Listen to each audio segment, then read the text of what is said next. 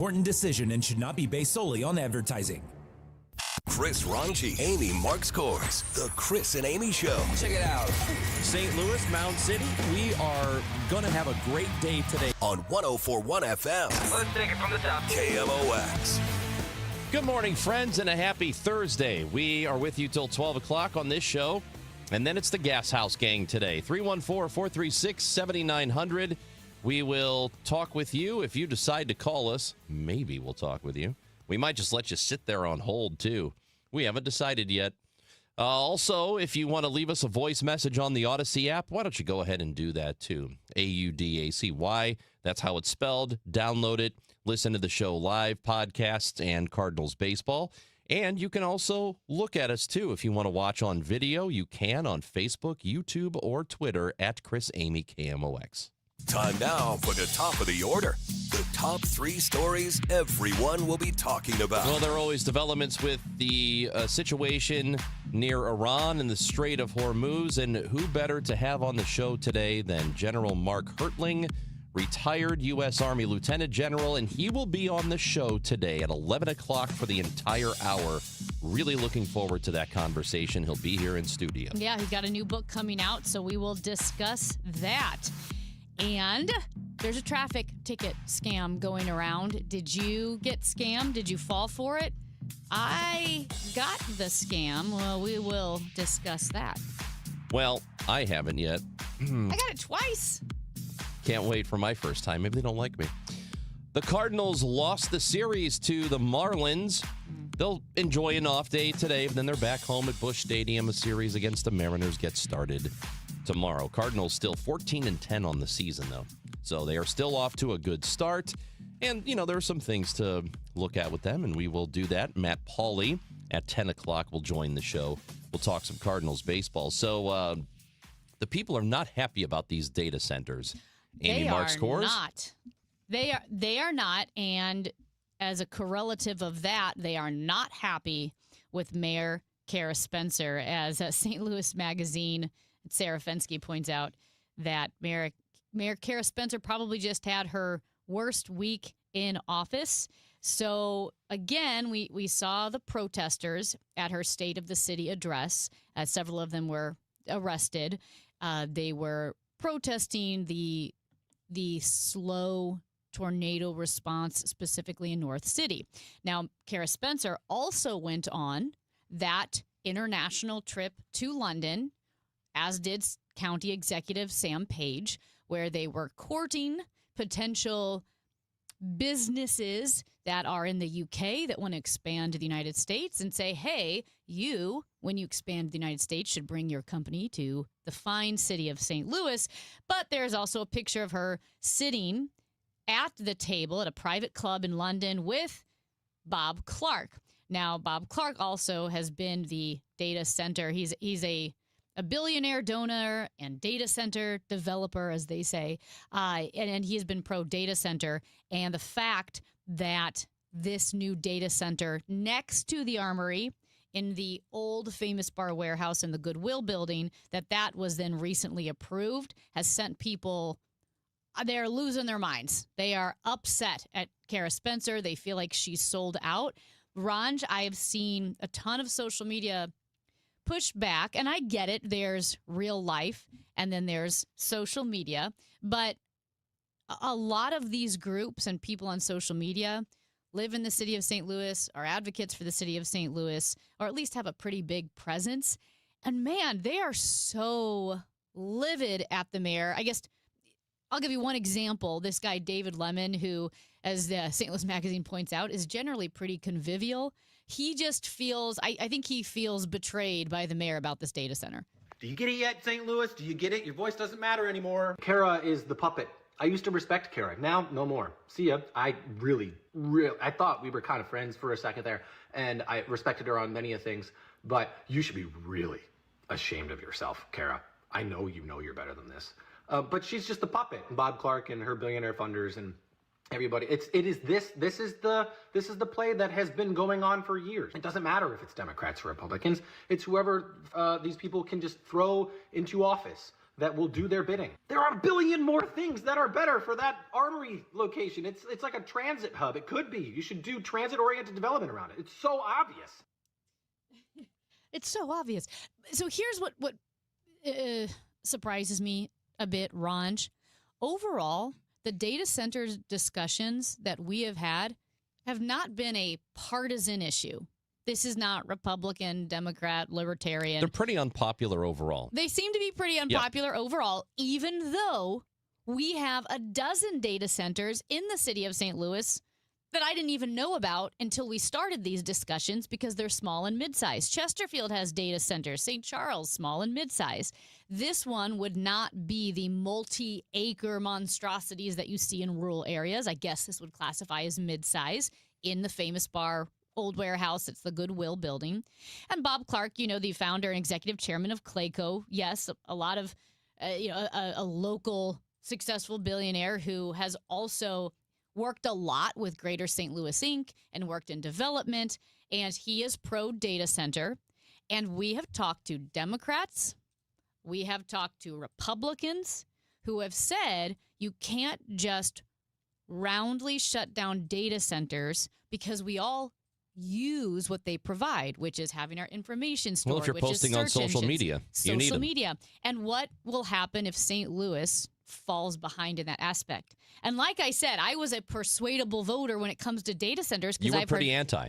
Well, yeah, so I was anti. When we started talking, spending more time on the issue. Yes, and now I feel like, I understand it so much better. And we read some of the parameters for that data center that would be next to the armory on how it has to have a closed circuit water and cooling system. It can't have TIFs. It has to continue to grow its number of jobs over the course of 20 years. I mean, it was a pro-city data center plan, it seemed, right? Reading the outline of it. Are you a little surprised by the pushback and the anger people feel about this data center going not in the armory, but next to it? It feels a little outsized. Now, I understand not wanting to have a data center in prime real estate land. I fully get. And my concern with the whole armory idea, remember months ago, it was supposed to go in the armory building, like the actual building that used to have the bars and the venue, the music venue space. And we had our Christmas party there once when it first opened about 3 years ago, I guess. And it was a pretty cool space. And I was hoping for big things from it. And they were planning on doing a whole lot more with it and building more stuff inside. And I think there were plans for the basement. I mean, there was all kinds of stuff they were going to do there. Well, the owner of the property ran into the ground, so none of that stuff happened. I didn't like the idea of turning that gathering space into a data center.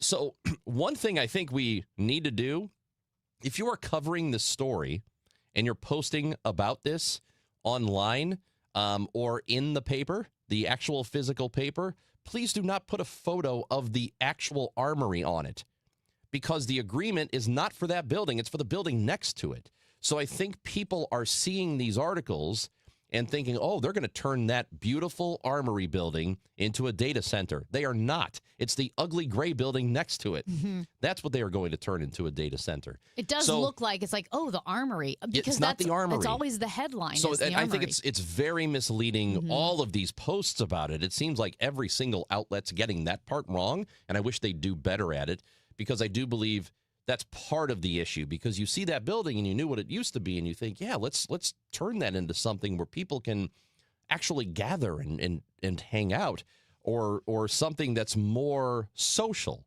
right? Mm-hmm. And not a data center where a handful of people are going to work there.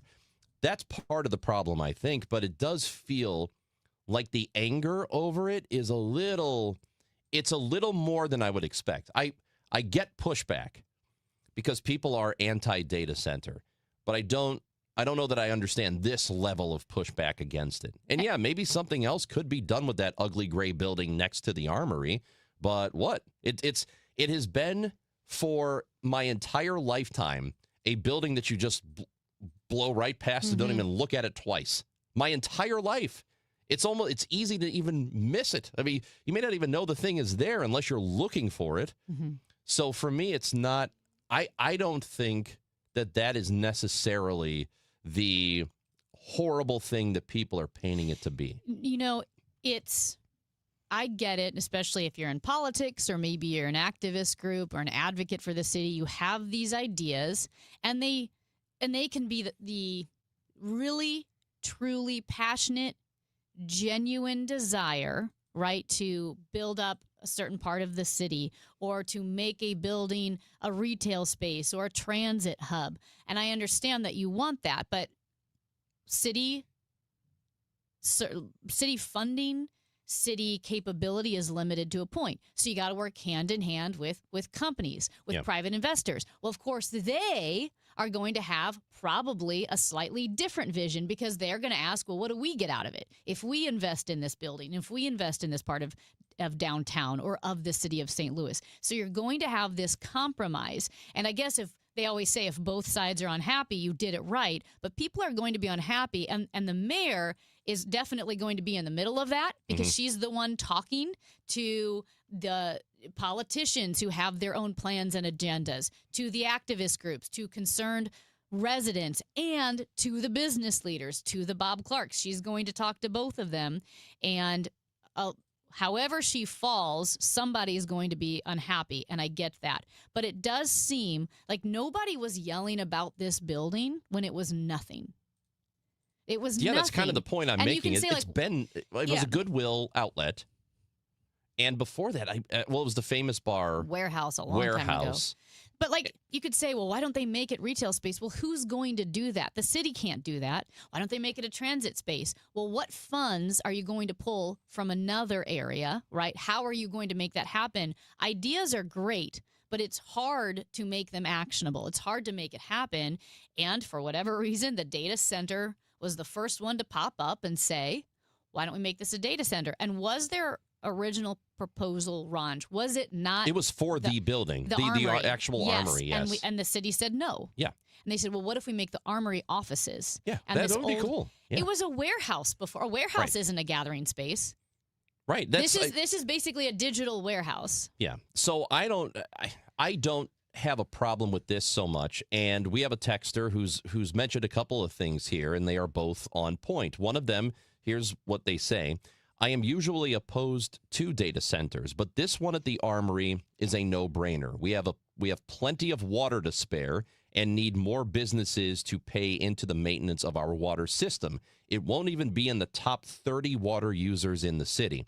And that's an important idea. We talked about this yesterday, that our water system, even though it's old and needs to be overhauled, it is still built for way more people than actually live in the city. So they have to have fire hydrants open to relieve some of the pressure sometimes because there's too much water. So this one is not going to be one of those giant monstrosities that look like an Amazon warehouse.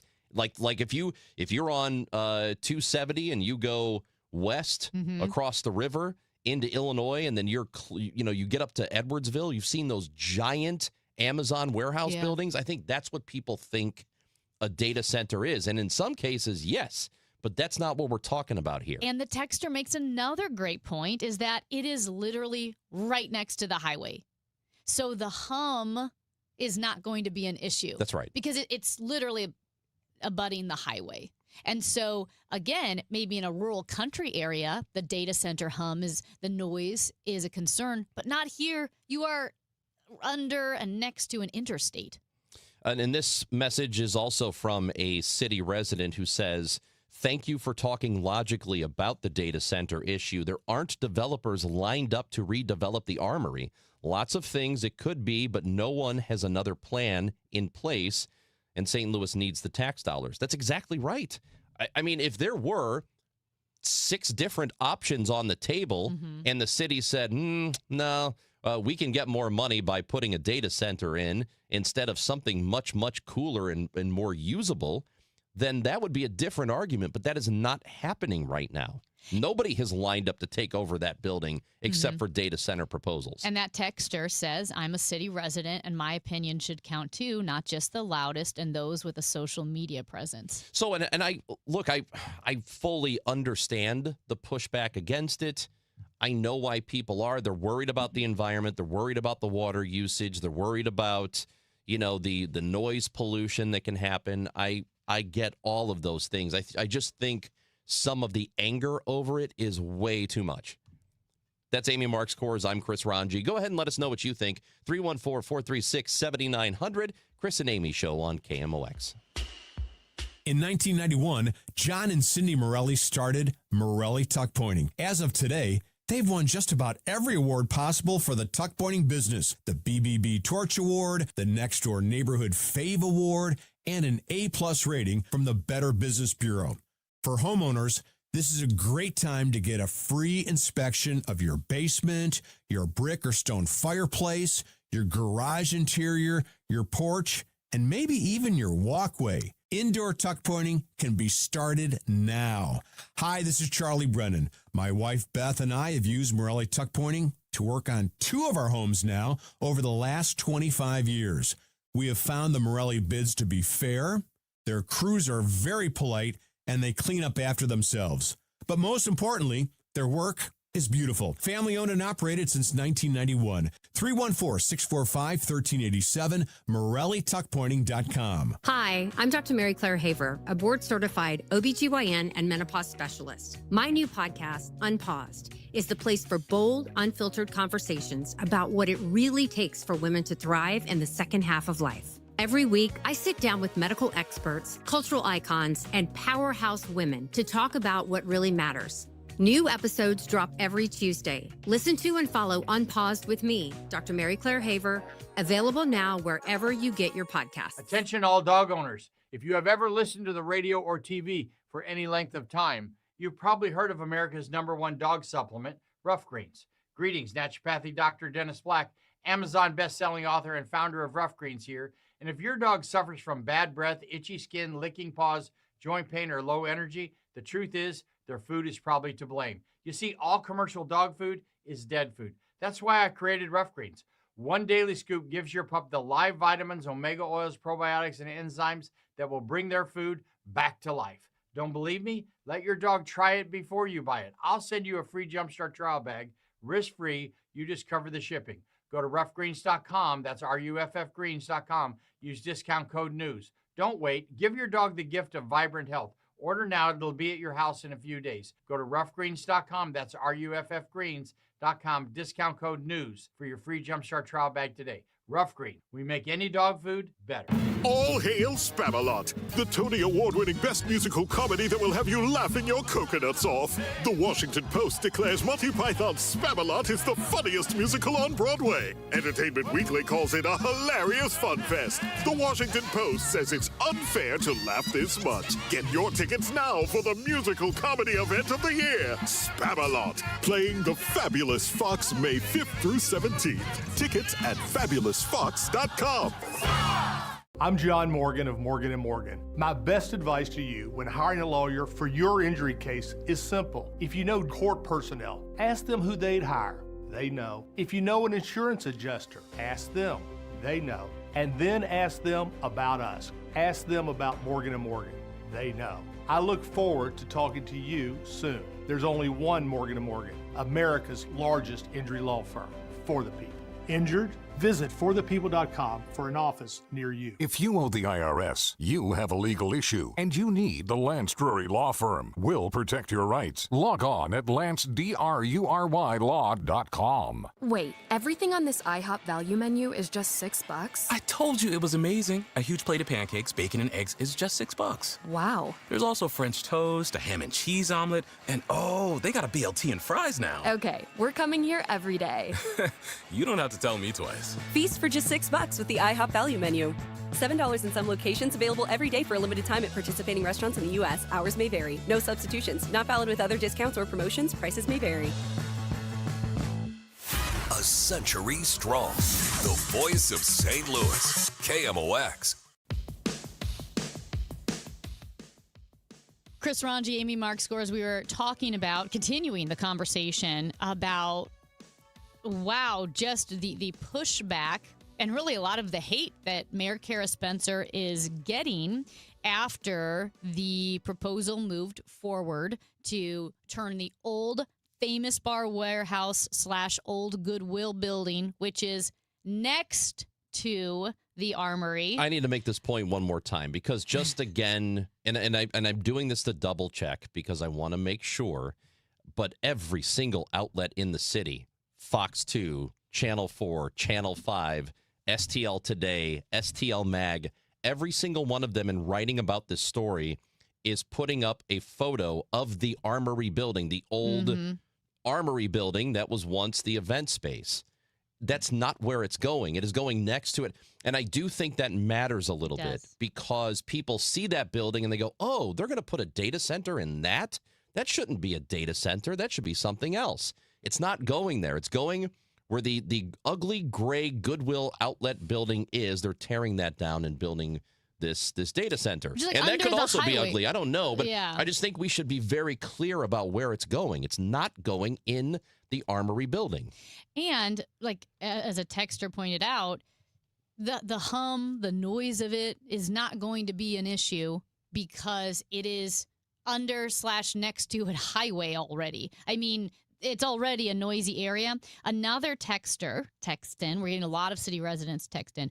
I am also a city resident, and it amazes me whenever we try and do something to make the city better. All these people come out and have all these opinions, and they don't want to do it, but they complain constantly that nothing good is going on in the city of St. Louis. So I don't know. You can't have it both ways. And I agree with that because we have these social media influencers and outspoken voices in the city of St. Louis say, well, why didn't it become a transit center? Shouldn't it be a gathering space? That building has been a dead hole for years now. Well, I mean, it's active.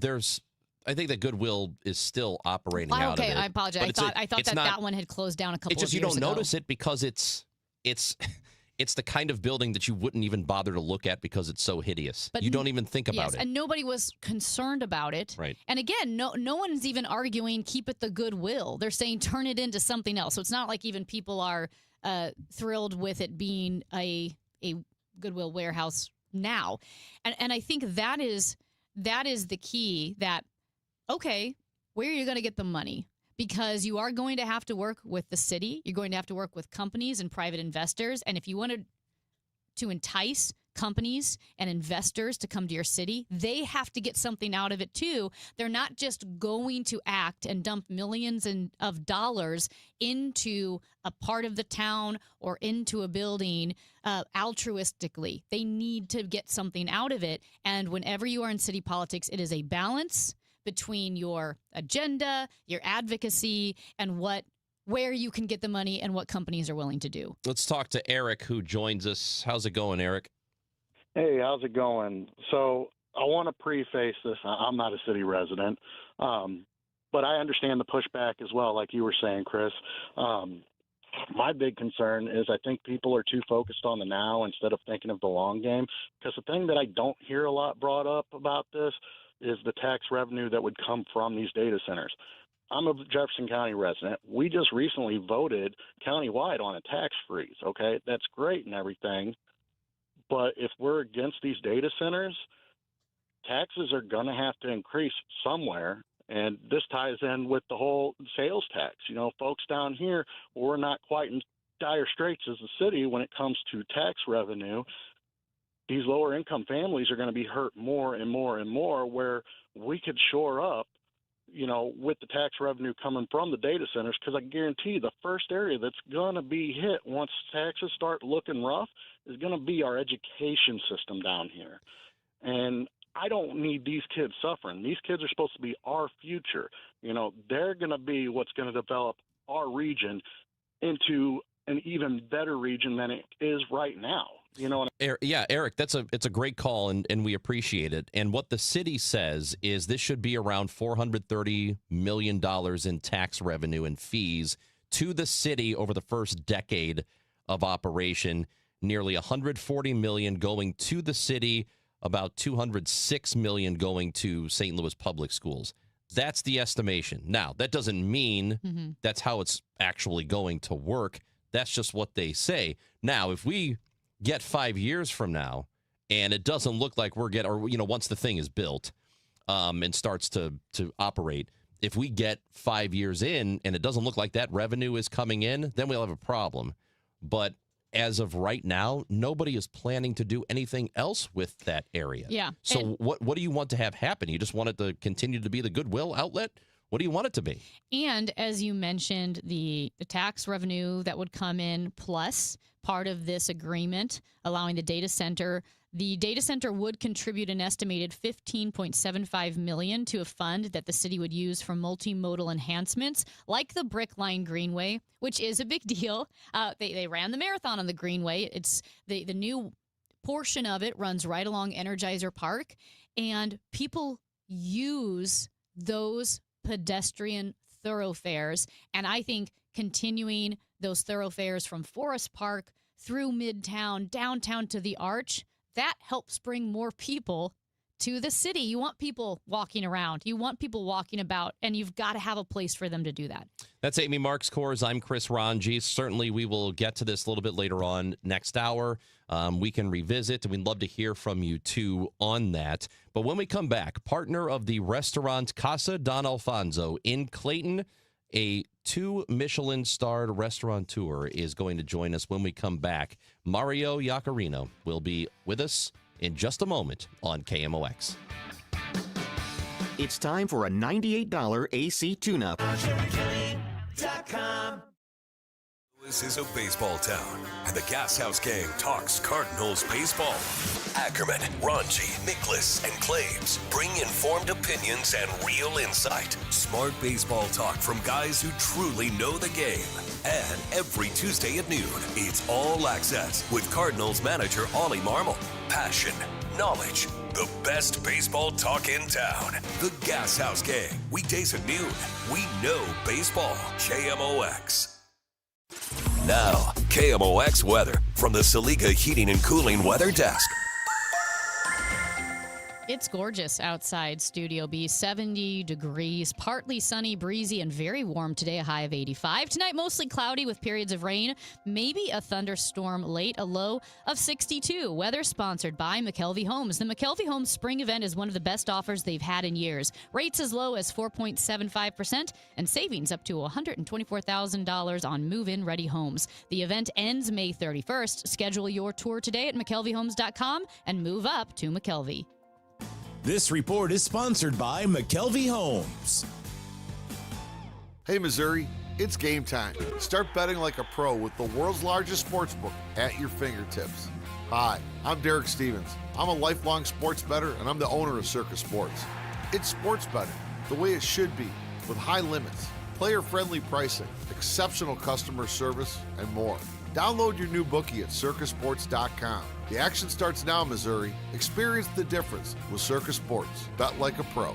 Must be 21 or older. Gambling problem? Call 1-800-GAMBLER. It's already April. Maybe you're planning to have some get-togethers, a graduation party, Father's Day cookout, who knows? But is your outdoor space ready? Maybe you never got around to all those improvements you had been planning. Call Chesterfield Fence and Deck. Chesterfield Fence and Deck is the sign you have the very best. And whether you're looking for a new deck or a patio, a pergola, a sunroom, a screen room, or all of the above and then some, Chesterfield Fence and Deck can make the magic happen because they have 58 years of experience and they have thousands of satisfied customers, and they offer real value because when you spend the money, you get a project that is going to last for years to come.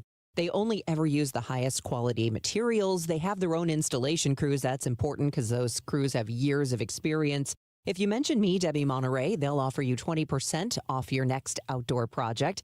Give them a call, stop by, or they'll come to you. It's Chesterfield Fence and Deck, the sign you have the very best, chesterfieldfence.com. You know that Big Bargain detergent jug is 80% water, right? It doesn't clean as well. 80% water? I thought I was getting a better deal because it's so big. If you want a better clean, Tide Pods are only 12% water. The rest is pure, concentrated cleaning ingredients. Oh, let me make an announcement. Attention shoppers, if you want a real deal, try Tide Pods. Stop paying for watered-down detergents. Pay for clean. If it's gotta be clean, it's gotta be Tide Pods. Water content based on the leading bargain liquid detergent. Staples presents Celebrations Made Easy.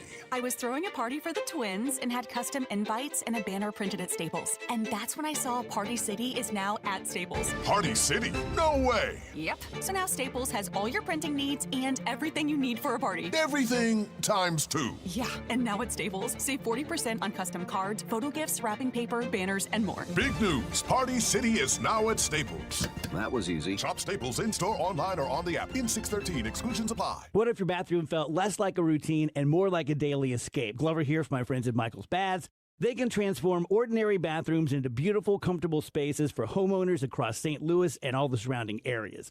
And now they're introducing new premium walls, perfect for those who love the look of stone without the upkeep. It's sleek, durable, and designed to elevate your space. For a limited time, enjoy a free rain shower head or upgrade with safety features like grab bars or a built-in seat.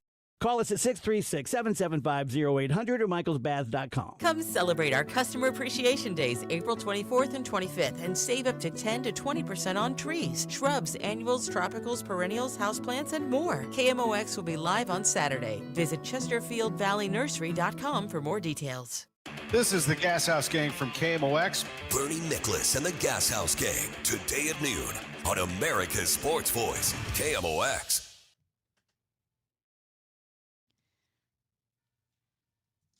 Well, we're not always fancy on this show, Ranj, but I'm feeling pretty fancy right now, feeling very, very special because we are welcoming in to Studio B, Mario Iaccarino. He's a partner of the restaurant Casa Don Alfonso in Clayton. Also, he runs a 2 Michelin-starred restaurant in Italy, and you have come all the way from Italy to visit us in St. Louis. And Mario, thank you so much for visiting us here at KMOX.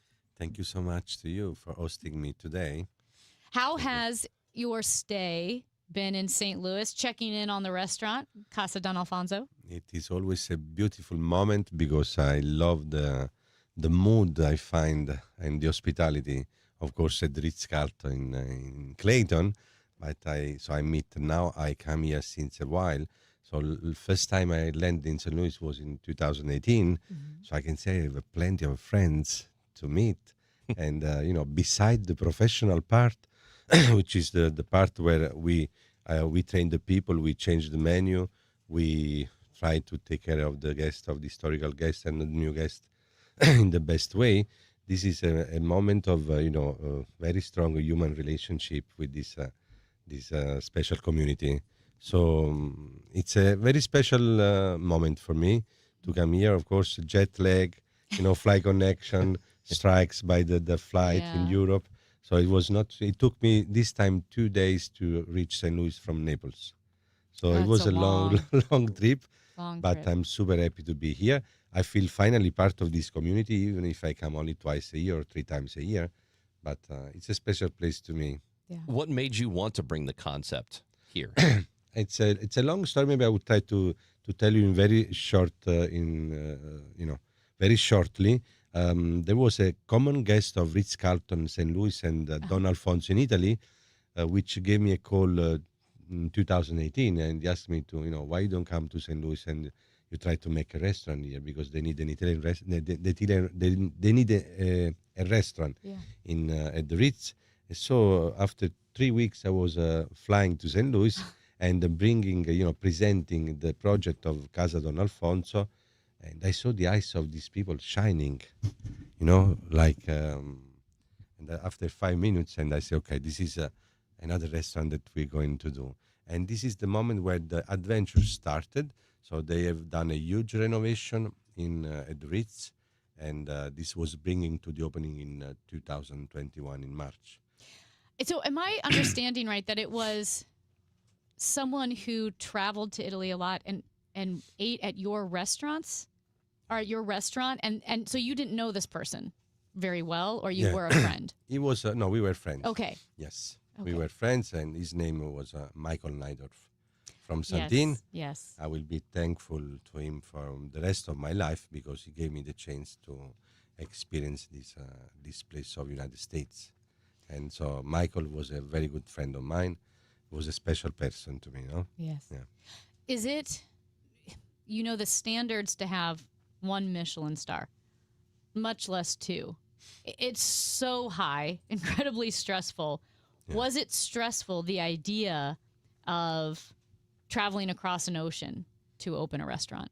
Yeah, I'm used to do that because now it's almost around 30 years that I'm going around, and we realize sometimes short pop-ups, or we have 5 other locations around. So you get, every time you bring experience to yourself. So the consulting partnership is the greatest moment of growth for the one also which are doing. So it's always you bring new, you learn a new culture, new behaviors, new work technique. So it's always an extraordinary adventure. Of course, it's stressing, but it's a more pleasant than more fascinating than stressing the adventure. The difficulties you can have when you cross the ocean and you need to imagine a concept of food, culinary concept with different people. Imagine that in Casa Don Alfonso sometimes there is 30 different nationalities which are working in Casa Don Alfonso, and most of them they have never been in Italy. So what is the main mission for us, for me, is to try to transmit with huge passion, of course, the heritage, which is my heritage. So the goal is to make sure that the guy which are in the front, which are handling with the guest, they explain a Neapolitan lasagna exactly in the same way I would do myself. That's the goal, and for that you need time. The goal in the back, in the kitchen part, is to make sure that the guy from China or from South America or from Asia is realizing a fresh ravioli stuffed with ricotta cheese in the same way a Neapolitan guy would do. So that's a big deal. That's a mission. And the moment you enter in the heart of these people, you can be sure that we need to create the memory, our memory in these people. So that's the biggest challenge. But I'm sure I'm super happy what we do in Casa Don Alfonso here, because every time I come, I give you an example. We do an extraordinary pizza. I am Neapolitan and I'm used to have a pizza in Naples. Naples is the capital city of pizza. But believe me, some Neapolitan friends from my country, which were going around United States, they said, Mario, can I go and have a dinner in Casa Don Alfonso in St. Louis? Yes. When they were back, they said to me, look, I have eaten such a great pizza that sometimes not even in Naples I'm able to have. So pizza in Casa Don Alfonso, in my opinion, the dough that we are realizing, it's a lot of work, because the dough of the pizza has to do with the temperature and humidity. So pizza dough recipe can sometimes change every week. So we need to teach the guy to get in himself the sensitivity to understand the weather condition, to change the pizza dough recipe every time he needs. So it's a beautiful adventure. That's why I said it's a beautiful adventure. Yeah. Never would have thought of weather actually affecting the food that's made. So how do you, or what is different about the dining experience at your place in Italy and here? Or what's similar, what's different? Okay. Let's say Casa Don Alfonso, I realized the project because this doesn't want to be a fine dining. It wants to be a place for everyone, a casual dining upscale. This is, if I have to say, what is Casa Don Alfonso. And of course, in Don Alfonso Original One, I can say maybe the cuisine, the cuisine is a little bit more sophisticated, but the roots are the same. And Casa Don Alfonso, the mission of Casa Don Alfonso is to share with our dear guests the traditional recipes of my grandmothers and all grandmothers of southern Italy, from, let's say, in all over Italy, but we are more focused, of course, in a Mediterranean concept of a culinary concept. So Casa Don Alfonso is more strict, going inside the traditional recipes of the Neapolitan families, even more than in Don Alfonso in Italy. Of course, we take inspiration in Don Alfonso in Italy from our history, but Casa Don Alfonso wanted to express the authentic Neapolitan, Sicilian, Puglia region, Basilicata region, Calabria region, original recipes that we are losing, because we are losing the recipes like everywhere. So it's a kind of, we try to keep alive this kind of recipes. One of them now is on the menu by the dessert, because I tell you very shortly this story. You find this beautiful ricotta cheese and lemon tart. Because 2 months ago, I called a friend from Sorrento, because I know that her mother, she's 85 years old, and she spent her day in the kitchen. And she owns huge amount of old recipes that you don't see anymore. And I say, look, can you give me a recipe of your mother, a pastry recipe that you don't find anywhere else? So she gave to me this recipe. We were working on the recipe, elaborating a little bit, adding a cinnamon ice cream and a red wine reduction. But finally, the ricotta and the lemon tart that now it's on the menu of Casa Don Alfonso. If you go in Sorrento, you don't see anymore. And maybe you go to the house of this lady and you find this recipe. So we try to find, to keep alive very old recipe that, we are losing. Yeah. And this is our, kind of mission for us. It's so personal, such a beautiful story. Can you give us just a little background about you and how you came to appreciate food and growing up and how that moved you? That's a long story. I'm 54 years old. So anyway, about me, I was born in a restaurant, I can say, because, my parents opened a restaurant in 1973, but the family has been in the hospitality since 1890.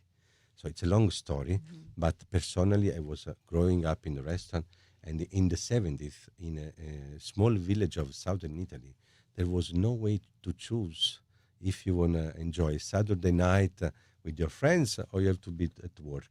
So since the age of 12 years, we all were, the guy which had small shops, bars, pastry, whatever, grocery store, we were supposed to work in the restaurant since the early age, during our Saturday and Sunday, during our summer.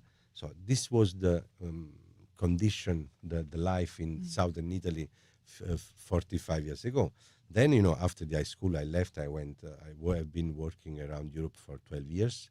So studying hotel school in Geneva, and then keeping working in the restaurant business. And then I came back in 2000 to my own company, and since 26 years I'm taking care about Don Alfonso 1890 restaurant with my brother. So this is a little bit the story. We have been educated in the mission of not in the mission, in the thing or in the mentality of Mediterranean diet. So my father has been one of the person, the main guy which was trying to spread Mediterranean diet around the world. This is considered Alfonso Iaccarino. So we were growing up with extra virgin olive oil, dry beans, dry vegetables, fish, blue fish. The Mediterranean diet is a lifestyle, of course, that we belong to, and we have been always educated to, in the guest is the king. So great respect for the guest was also intended in the quality of the produce and the product that we were serving to these people coming. So this is about Don Alfonso style. It's the great respect for the guest, going to choose the best produce and products everywhere in our regions to make sure that the guest was having good food but healthy food. So healthy, so good can be healthy. Yeah. That's the Don Alfonso philosophy. I've heard nothing but great things about it. Yeah. Not had a chance to go. I will be there, but it is. I've heard great things about it. Mario Iaccarino, partner again at the restaurant Casa Don Alfonso in Clayton. Stopping by Studio B before he heads back to Italy. Thank you so much for your time this morning. Thanks to you. Thank you It for was an sharing honor your to be story. here this morning. Thank It you. is the Chris and Amy Show on KMOX.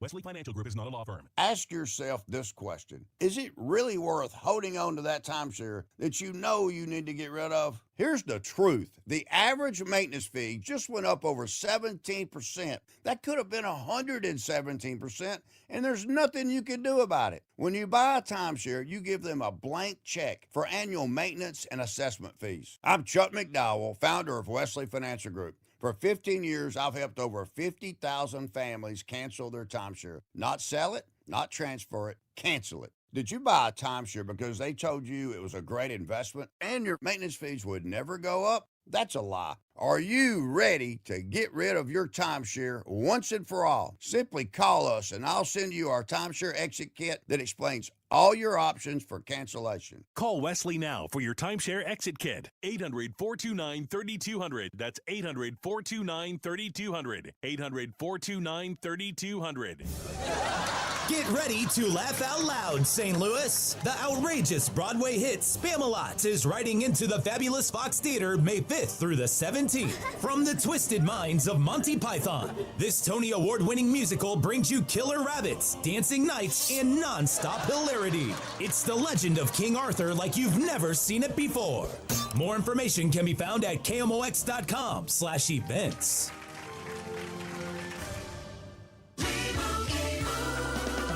Doug. There's nowhere I wouldn't go to help someone customize and save on car insurance with Liberty Mutual, even if it means playing in a football game. Boom! 42! You're going down, Doug! Oh, yeah? Your price on car insurance when you customize and save is going down. Hey! Limu? What are you doing on their team? Only pay for what you need at libertymutual.com. Liberty, liberty, liberty, liberty. Giddy up! It's the Cardinal Cowboy. Is your garage door past its prime? Get a free repair or replacement quote from Renner Garage Door. Renner is America's oldest family-owned garage door company that serves both wholesale and retail markets. Right now, get $100 off a new garage door when you mention this ad. With trusted brands like Delden, Amar, LiftMaster, you know it's built to win. Renner's also hiring experienced techs and installers. RennerDoorSTL.com. Forward and back. R-E-N-N-E-R, R-E-N-N-E-R. You voted, we listened. On Friday, April 24th, the Cardinals take on the Seattle Mariners, and Busch Stadium is going dark. That night, you will receive the all-new Cardinals jersey, Dark Mode, presented by Phillips 66. This fan-selected look was brought to life for the ballpark and designed to stand out in the stands. A limited giveaway you can only get at the game. Tickets and details at cardinals.com/promotions. This is Victor Scott II. Get your tickets now at cardinals.com. The weekend starts here. Grab your crew and kick it off at Friday Night Live at Busch Stadium. Every Friday night home game, Budweiser Terrace turns into the hottest happy hour in the Lou with $5 beers, $5 hot dogs, $7 margaritas, live music, and more all game long. Meet up with friends, soak in the energy, and keep the night going with baseball under the lights. Good vibes, great deals, your new Friday tradition. Get tickets now at Cardinals.com. The Chris and Amy Show on 104.1 FM KMOX and the free Odyssey app. Now, did you see this? With Chris and Amy. Ranj, Yes. were you in Columbia recently? Columbia, Missouri? No. Are you sure? Yes. Okay, because a Missouri man has been accused of dancing naked at an Aldi grocery store earlier this month. Okay. And what's the problem? Well, I just didn't know. My first thought was, oh no. That's what was my first thought. I thought it Yeah. might be you. No. Matt. But I don't. Is he in trouble? I don't. He's in a lot of trouble. He's facing criminal charges. What's the charge? Well, the charge is that around 6:30 p.m. on April 18th, there was a report of a naked man dancing in the vestibule of an Aldi store. What is the charge? Eating a meal? A succulent Chinese meal? Apparently, he drove to Aldi's, took off his clothes in the parking lot, and then started dancing in the vestibule. Okay. You can't do And that, this is a Ron. crime? Yes, yes. There's families there. That's indecent exposure. Being happy is a crime? Yeah. Dancing is a crime? Well, he danced like no one was watching, but the problem was he was in the vestibule. And everyone was watching. And everyone was watching. Being in your natural state naked is a crime? Why do you think he stayed in the vestibule? Most exposure there. You don't think he would have gone in the store? No, people are coming in and out, so you make sure it's the busiest part of the entire place. That's right. That's where they sell the Girl Scout cookies. Yeah, It's sort of outside the vestibule, though. He was in the vestibule. Yeah, I have, look. It's a crime, Ranj. You can't do that. The man is just trying to live. The man's just trying to live. Just let the man live, would you? You need clothes. You don't need them. If you want to stay out of jail, you do, probably. No, Anyway. I don't think so. So there was do we have a problem with a strip mall being demolished and being replaced with more retail? Like another strip mall? Yeah. There's an old shopping plaza that that was damaged by the tornado, and there was a new and this is in Fountain Park, a new $10 million, 45,000 square foot building with an enhanced level of retail is going in. So we're all complaining about the data centers, and this feels like a much better use of that property, right? You're losing retail, putting more retail in. So this is a good story for people who are upset about the data center potentially going next to the armory. Okay, and just as a point of parliament, remember, the data center is a warehouse that's replacing a warehouse. Yeah. And we did have a texter who asked the question or said it's not the Goodwill outlet, it is the famous bar warehouse. That's the same building. So it's the exact same building. It's big and gray, and it looks really old. But anyway, if you were looking for a story that is more palatable to you than a strip mall that was owned by the Urban League is being replaced with more retail space at 1330 Aubert, right off of Kings Highway. So that's a good story, right? Yep. When we come back, we'll talk baseball with Matt Pauley. He will join the show. He is the host of Sports Open Line, Redbird Rush Hour, Cardinals pre- and post-game. They're off today. Got lots to talk about with Matt in just a moment here on KMOX. And this show has a partnership with FanDuel. And FanDuel customers right now can bet $5 and get $400 in bonus bets if your first bet wins. Let me repeat that. $5, you bet $5, and you get $400 in bonus bets if your first bet wins. From player props on your favorite stars to all the tools you need to back them up right there on the FanDuel app. It's such an easy app to use. It's a lot of fun to play around with. So don't miss your shot. Go to FanDuel.com/Missouri to get started. That's FanDuel.com/Missouri. FanDuel, an official partner of the NBA.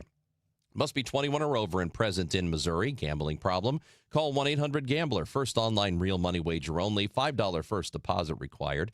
Bonus issued is non-withdrawable bonus bets that expire 7 days after receipt. Restrictions apply. See terms at sportsbook.fanduel.com.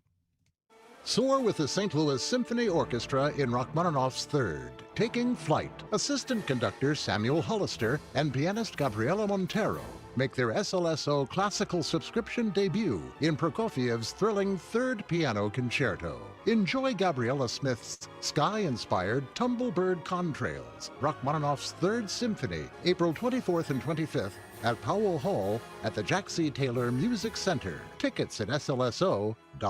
Siteman Cancer Center Spotlight, and we are discussing esophageal cancer with Dr. Raymond Jen. Curative, that's a complex decision that involves what we call multidisciplinary care.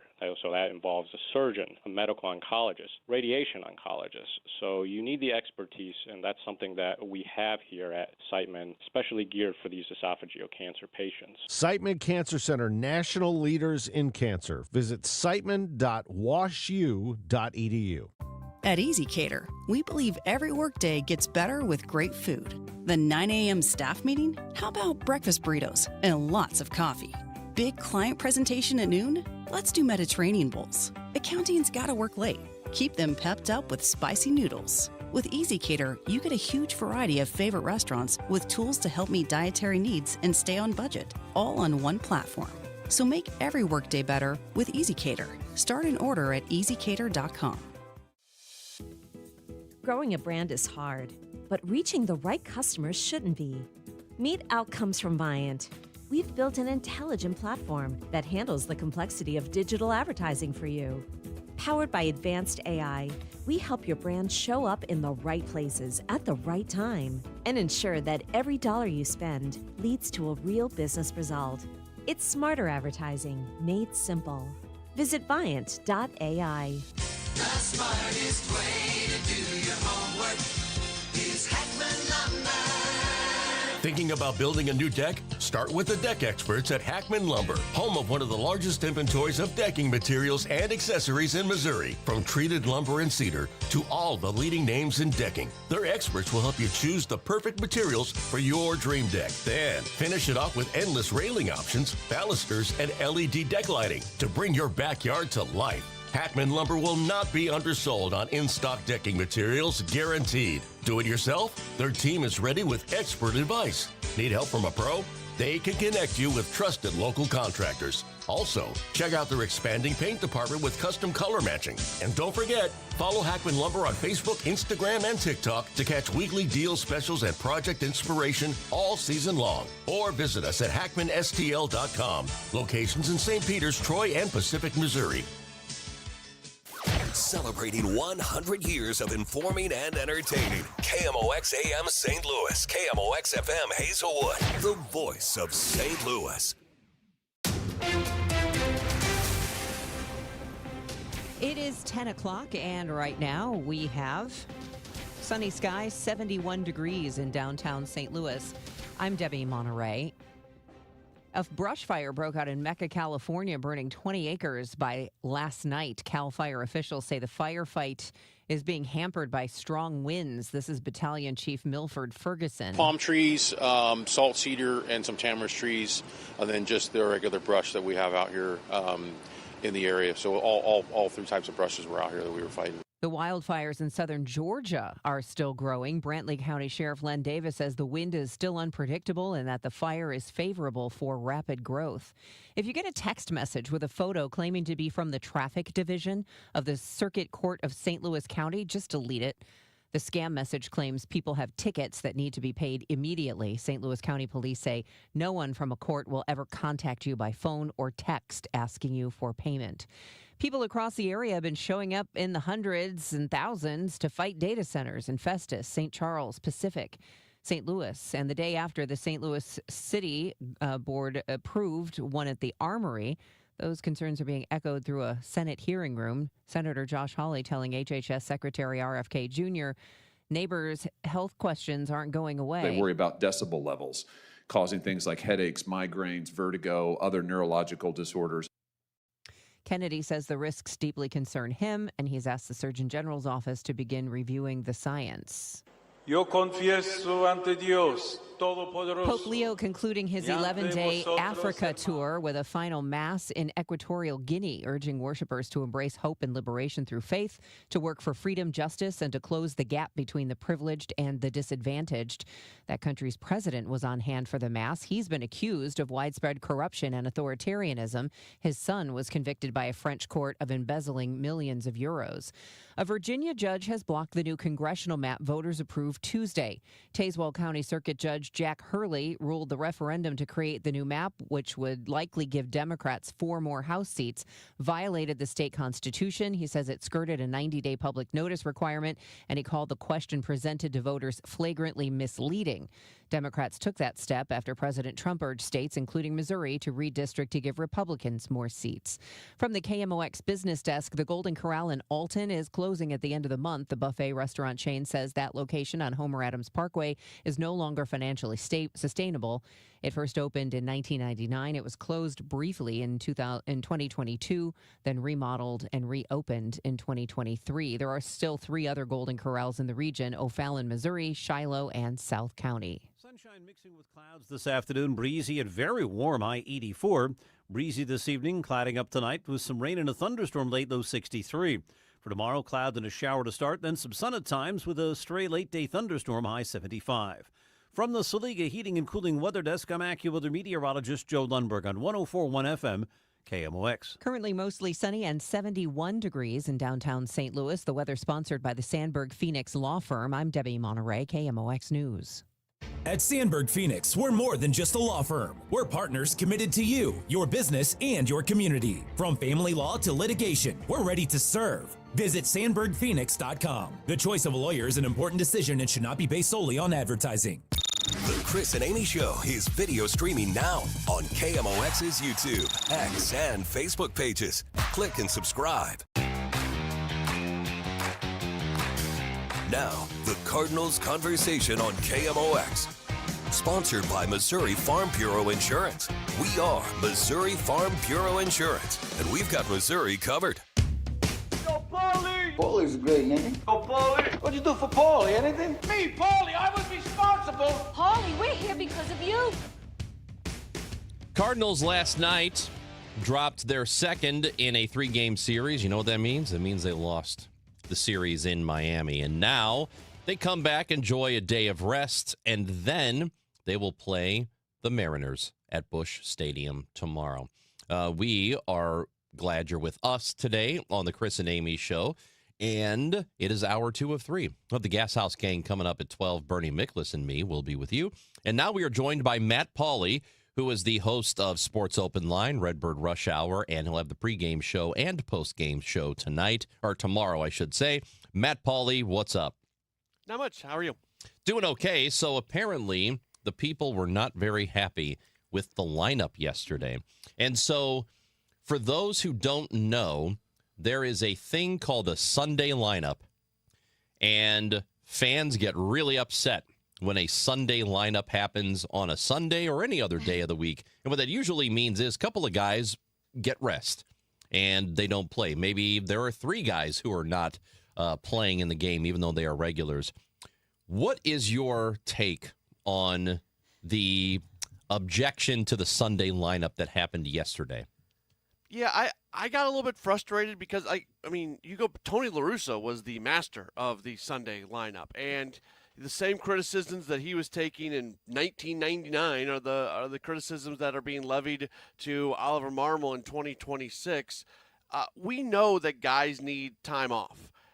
We know more about the human body than ever before. Like I was hearing from people yesterday, oh, well, previous generations never took a day off. Well, we didn't know then what we know now, and the impact that rest can have on a body and what that does for you for the entire year, rest of the year. And people are really upset about the fact that it gets looped in with an off day today, whereas that can be so impactful and so powerful. They're about to go play 17 days in a row. This is an opportunity to put back-to-back off days for these guys. That's what, as a manager, you really need to utilize off days and give guys a day off before or after that off day to utilize the back-to-back days.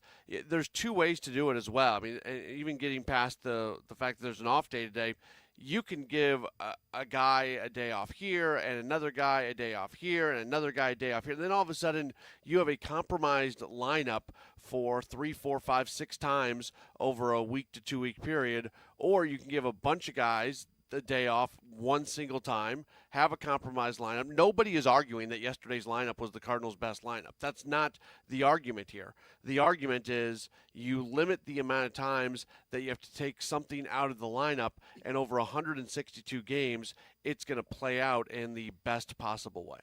Hey, Matt, regarding that then, because as you mentioned, key players like Jordan Walker and Mason Wynn not in the lineup, how far in advance does a manager know which game will be the Sunday lineup and who will be one of the regulars out of that Sunday lineup? I think they have an idea a week and a half going in. Now, things can always change because you figure out which guy is, the most banged up or which guys really need that day, and something can change because of that. If somebody gets a little bit, tweaked here and there, the days leading up to it, all of a sudden that can change. But these guys have they plan out a lot. So I think before they even went on that road trip, they basically knew which guys were going to have the day off yesterday. Now, is there a scenario where Mason Wynn was going to play yesterday, but then on Tuesday something happened in that game that none of us know about, and they decided to give him the day off because of that? Yeah, that's a distinct possibility. But for the most part, if there's nothing extra that is prompting that, then this is all very, very much planned out. Yeah, and I don't have a whole lot of issue with this because every team does it, and I do think fans, not all, but a lot of them, don't really look at how a manager puts together a roster or a lineup in context. I think they don't realize that other teams do this too. They think, oh, well, only Oliver Marmol, here he goes with his Sunday lineup, when other teams do this stuff all the time. This is not unusual. It's just a thing. I'm not going to liken it to load management in the NBA because that's just off the charts crazy the way that happens. But this is a little bit of that. You're just making sure players can stay healthy all year long. And the other thing, Matt, and I'd like to get your read on this, I think all of and I don't know that many people are upset. We might be just hearing from the vocal ones, but I think there is a complete lack of context for what the season is. Yeah. So, I mean, what are we getting upset about? I mean, they're off to a good start, but this season is still what it is. Yeah, I agree with that. And people are excited about the way the team's playing right now, and there's absolutely nothing wrong with that excitement. So all of a sudden you feel like every single game is the biggest game in the world. People forget sometimes that it is a 162-game season, and everything that happens today impacts tomorrow. Like, it's all connected to each other. Baseball is the most connected sport from one game to the next. But, yeah, I mean, I think you're right when you describe what's going on with this season. And I do think we can use the NBA as a little bit of an example because you're right. Like, sometimes it seems like the load management is over the top in the NBA, but they know more about those guys' bodies than they've ever known before. I mean, when they're going through practice and everything, those guys are wearing wearables that track all kinds of stuff. Yeah. So everybody knows exactly what you can literally have metrics on how a body is recovering, how much energy you're able to exert, like in a practice session, whatever it might be, where all of a sudden you can say, look, this guy his body is just not operating the way it normally is. They need a day off. Baseball isn't quite to the extreme level that the NBA is on tracking those things, but they track some of it. I told this story yesterday on Sports Open Line. I'll tell it again real quick. When I was working with the Brewers, it was the year that Christian Yelich won the MVP. He was a really, really good year, and the Brewers are first-place team battling the Cubs, and Yelich had played a million games in a row, and the Cubs were coming to town for a big 3-game weekend series, and Craig Counsell did not play Yelich in the first game, and the fans were going ballistic about it.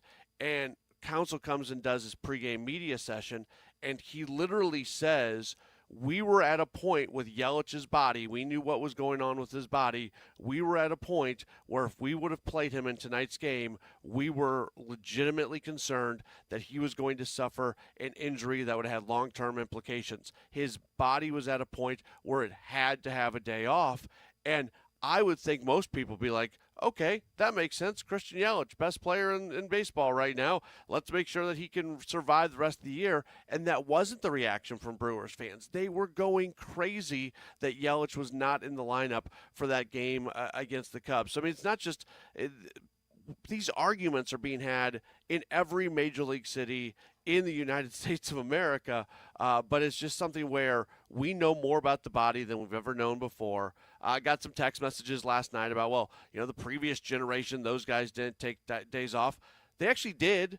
I went, the final year, somebody texted me last night saying, when they played 154 games, nobody ever took a day off. I went and looked up the 1961 Cardinals, the final year that they played 154 before they went to 162. Nobody and actually the Cardinals that year played 155 games because there was a tie game that year that they had to make up. So that year they played 155. There were 2 players on the team that got into 153 games. And then nobody else played more than 131. Let's not rewrite history. Are guys getting a little bit more time off now than they got previously? Yeah, I'm not arguing that. But to sit here and say the entire roster has always played every single game when you go back in the history of baseball, that simply is not true. Yeah, in fact, we have a texter who says your argument for the Sunday lineup is weak. Sure, some guys are weaker and need a day off, but most of these young men don't need anything but scheduled days off. That just isn't true. That's just flat out wrong. It came from Cal Ripken Jr., though. Oh, it did. It did. No, that was a different text. Oh, was it? Yeah. Okay. But it is look, there are guys. There are guys whose bodies do react and recover in a different way. Yeah. But don't some use the pitchers never extreme get hurt, example. and some guys get hurt all the time. Yeah. So that's using the example of one extreme case where somebody's body. If we're going to go back to the basketball example, then everybody should have been Michael Jordan, right? Because if everybody's the same, then we shouldn't even worry about the differences from one human body to the next. And times have changed. Not only physically and the demands on the bodies, but I know this is a different sport a long time ago, but Glenn Hall, the goalie, played 502 consecutive regular season games. That will never happen again. Goalies won't even play 10 consecutive games anymore. It's just very, very different how it's handled. Yeah, it's just different. So it's hard to have the argument with somebody who wants to apply the standards of the past to the standards of today because things are very different. Hey, guys, this is for both of you, actually. It's kind of along the lines of the same argument.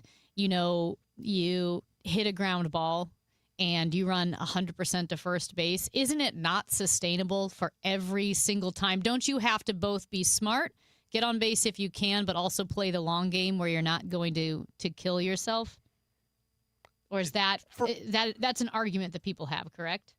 Yeah, I mean, for some guys, there are some players who they should be sprinting as hard as they can to first base on every single play. For some guys, that's not what they should be doing because there is a risk of injury that goes along with it. If you were Albert or Yachty, I never wanted you to sprint to first. Just if you want to roll down to first, I don't care. Yeah, do barrel rolls down to first. Don't sprint. Yeah, we need to stop applying standards for everybody to. And that's one actually the biggest things that the Cardinals are doing under this new regime. They feel like one of the edges that they can have is the individualization of everything that they do. So they've got 160, however many spots it is, across the entire minor leagues, and Rob Cerfolio oversees this. They make a personalized player plan for every single one of those players. No single player has the same player plan that another guy has. They work really hard at individualizing everything. And they feel like that's an area where they can get an edge over other teams because they are going to look at every single individual in this organization, look at their body, look at their emotional makeup, everything about them, and they are going to figure out what the best plan is for that individual. And that's one of the reasons this regime is going to be successful because that's the amount of work that they're putting into this.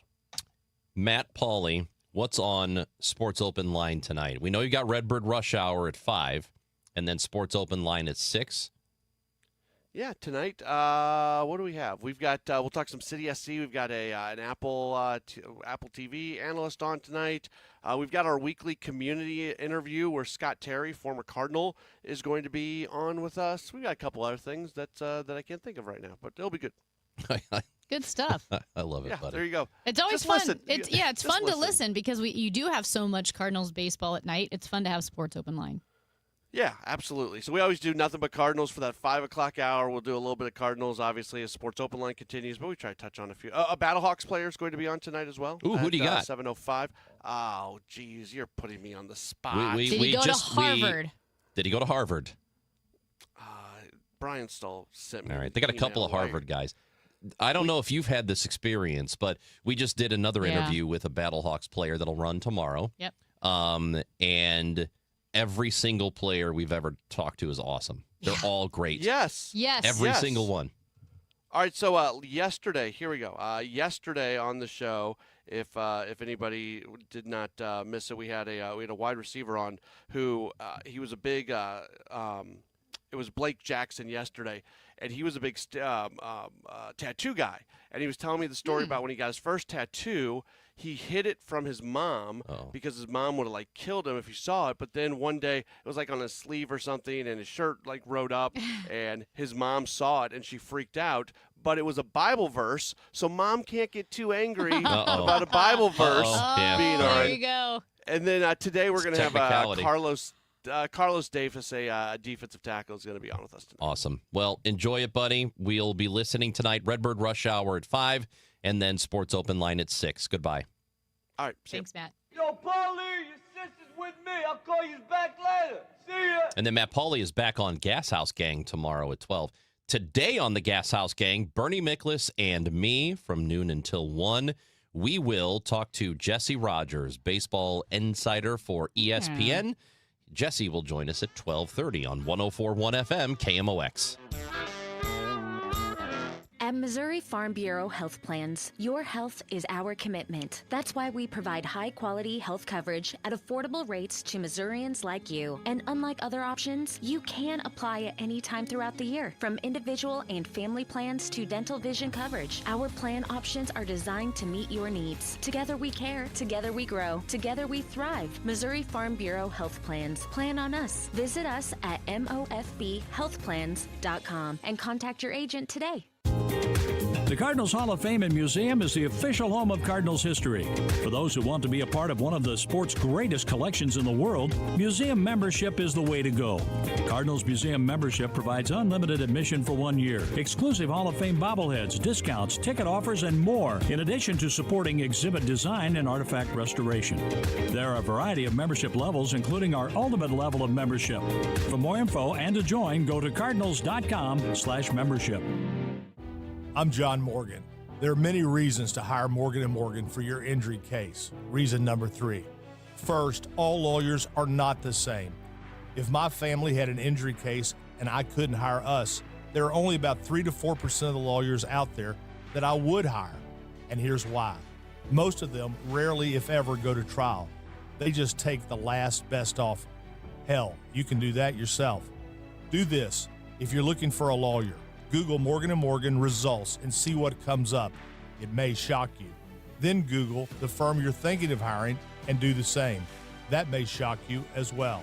We became the largest injury firm in the world for a reason. We won a lot. $30 billion and counting. Morgan & Morgan. For the people.com. Who would I hire? I'd hire us. The choice of a lawyer is an important decision and should not be based solely upon advertisements. Past results afford no guarantee of future results. Every case is different and must be judged on its own merits. We all hear the radio ads about the IRS. They tell you to be afraid, to be scared, and they try to frighten you into calling. I'm not here to do that. Tax Relief Advocates is different. TRA is here to tell you that if you owe money to the IRS, whether it's $5,000, $50,000, or $500,000, we have a solution. It doesn't matter if you're sitting in your car, at work, or with your kids. No matter where you are, call now. 800-575-9834. Don't lose hope. TRA can eliminate or reduce what you owe to the IRS. Generous programs are now available that can give you a fresh start. Our passion is taxes and helping individuals fix their IRS problems. We have over 1,000 5-star reviews on Google and an A+ with the Better Business Bureau. You don't need to be afraid of the IRS any longer. End your tax nightmare today by visiting us online at TRA.com or call 800-575-9834. That's 800-575-9834. Tax Relief Advocates. Real solutions for real people. Neovitin began with one doctor's mission to help others feel their best. After years of caring for patients, Dr. Ken Ribicki, a St. Louis physician, created Neovitin, a line of multivitamins designed with quality, safety, and everyday wellness in mind. Each formula is made in the U.S. using the finest domestic and international ingredients to support real people living real lives. Discover the difference today with Neovitin, available at Schnucks, Deerbergs, and neovitin.com. Neovitin, trusted nutrition from St. Louis for St. Louis. This is Congressman Bob Onder. Americans demanded border security, and House Republicans delivered. According to the Department of Homeland Security, for 10 consecutive months, U.S. Customs and Border Protection has reported 0 illegal aliens released at the border. I'm proud to have worked with the Trump administration to secure our southern border and uphold our immigration laws, and will keep fighting to advance strong policies that protect Missourians and keep America safe. Paid for by official funds authorized by the House of Representatives. Don't miss Mosby Building Arts Home Improvement Show, Saturdays from 11 a.m. to 1 p.m. on KMOX. One of the last call-in shows where you can get live answers to your remodeling, design, and construction questions. Tune in Saturdays at 11 a.m. 100 years of service and still at your service. KMOX.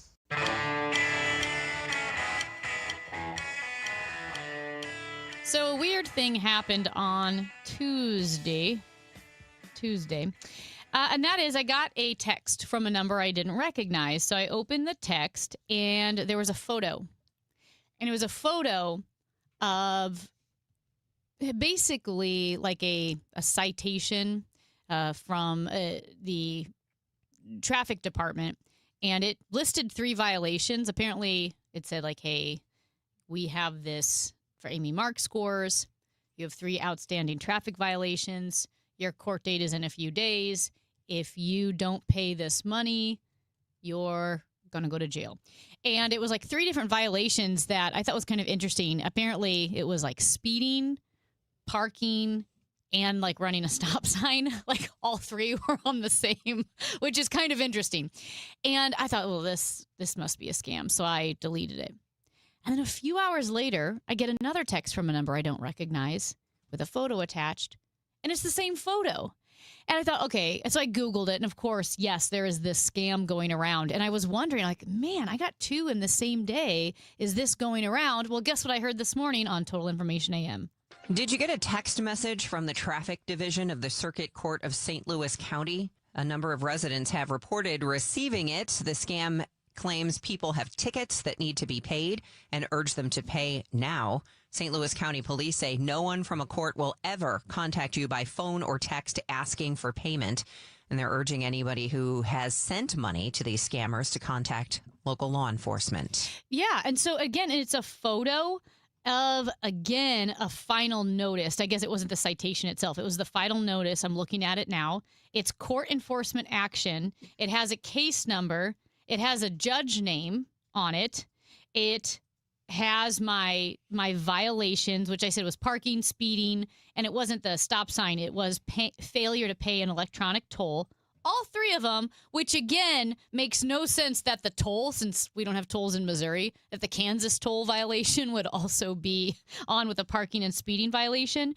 But what's interesting is it has a court hearing information. It has the address. It's the real address. It has the date and the time for Amy Mark Score's court hearing.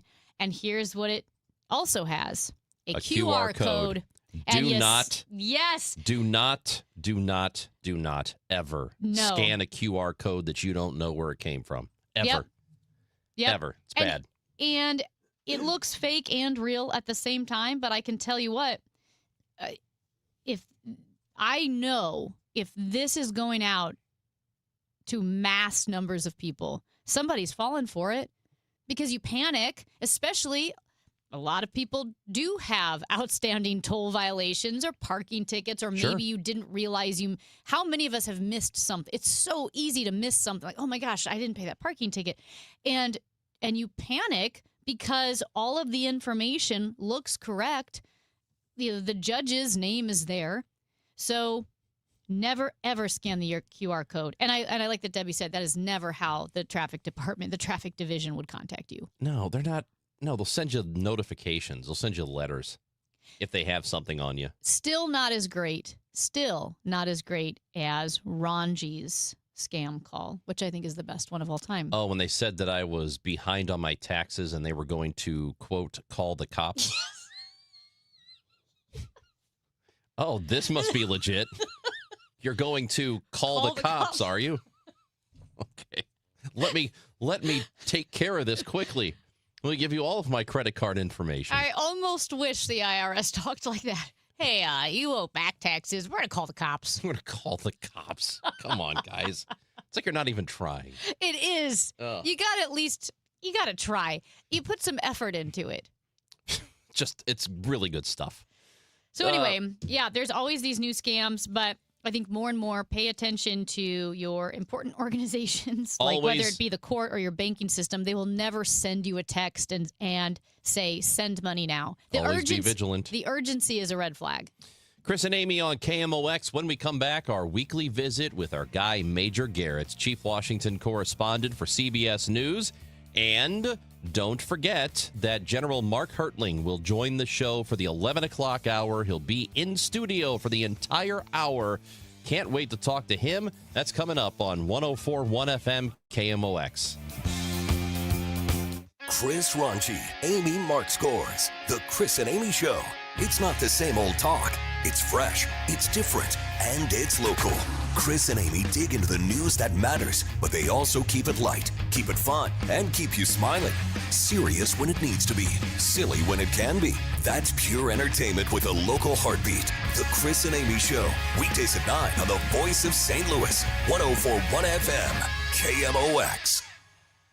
At a local speed dating event, homeowners weren't looking for love. They were looking for the one.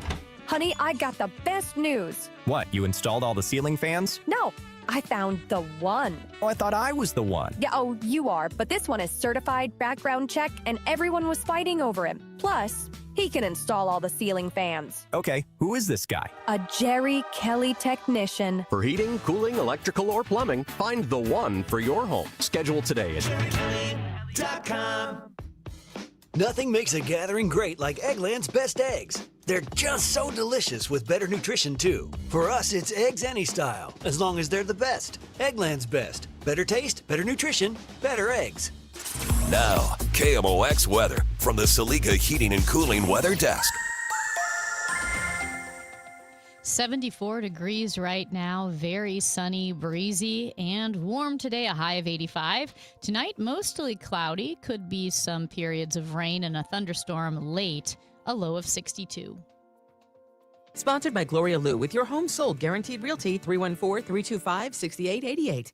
Need to sell your home and you want the most money? The name to remember is Gloria Lou. Yes, Gloria Lou with your home sold guaranteed realty at 314-325-6888 and start packing. It's time for a $98 AC tune-up. Hi, St. Louis. This is Ben Barnett. I'm a board-certified master arborist, and I've been caring for St. Louis trees for over 25 years. Today, I'm going to help you choose a tree care contractor. Here's how it's done, so pay close attention. First, call everyone you know who has ever done any type of outdoor work, including that cousin that used to sleep on your couch. Leave them all messages and wait around to see if they call back. Here's a hint, they won't. Now, post to all your social media that you are looking for recommendations for a good tree service.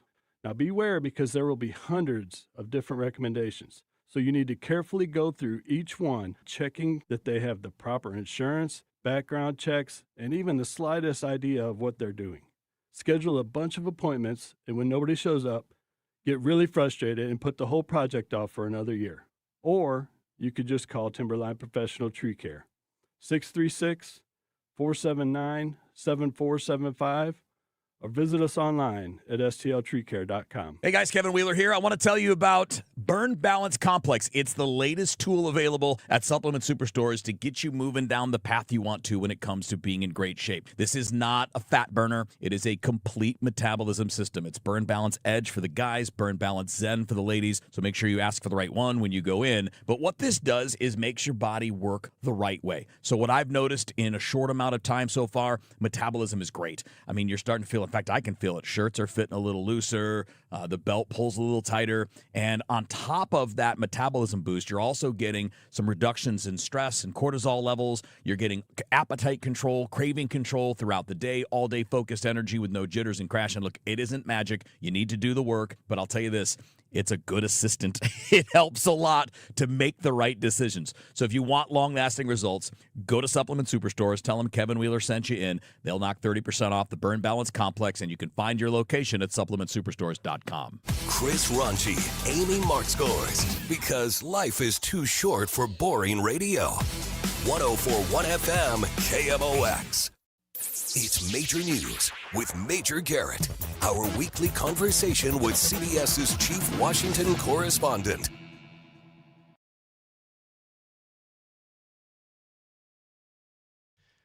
Feel like we have not done right by Major Garrett the last few weeks here. I mean, there's been all kinds of confusion with the intro music we bring and all kinds of stuff. But now we're getting it right. It's all good. It's all good. Major Garrett, chief Washington correspondent for CBS News.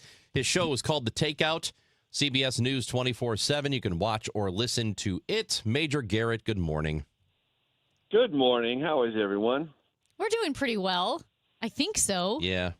I mean, how are you doing? How's it going there? Yeah, are you hanging in there? Yeah, look, it's always a guarded response. Yeah. You know, there's a lot going on. There's a lot going on hour to hour, today and every day. So we monitor, we juggle, and we explain as best we can.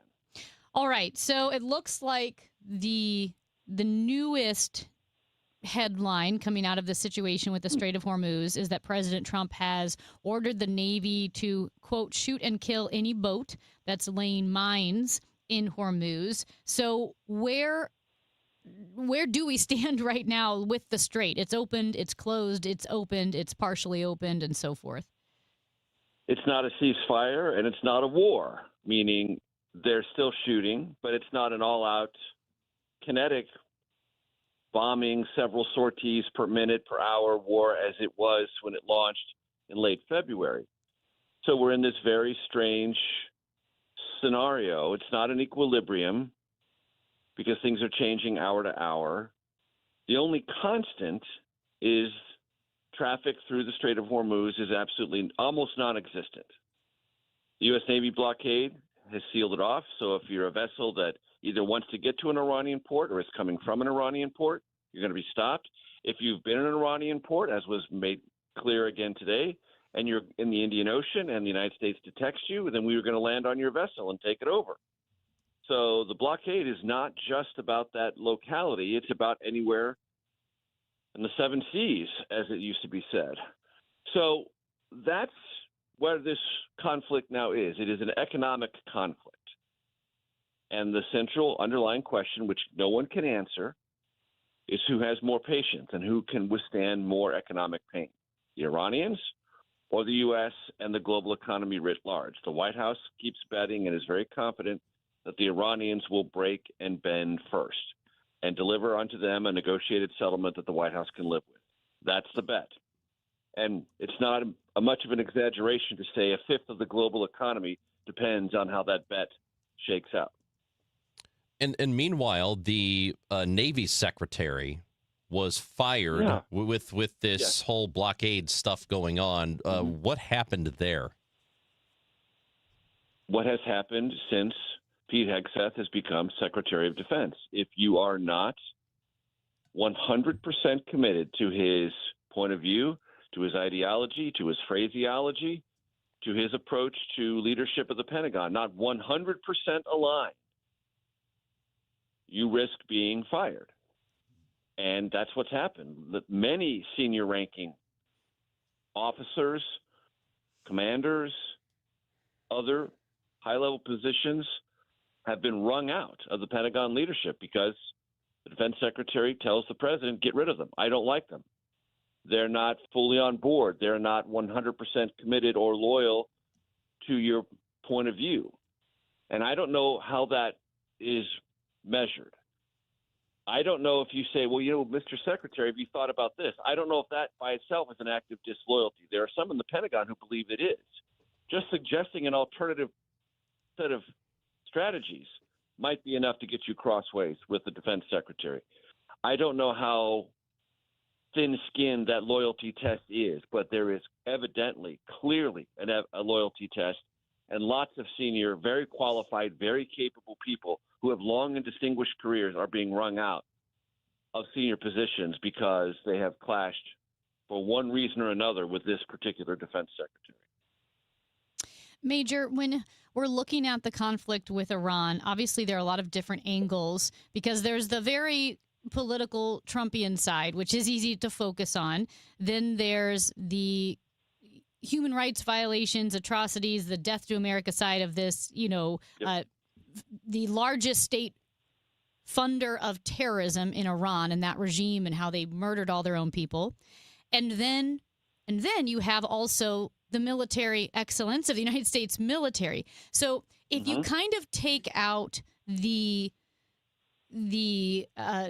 conflict, or I should say the controversy that always swells around Donald Trump, right. Is this war or is this conflict going well for the United States?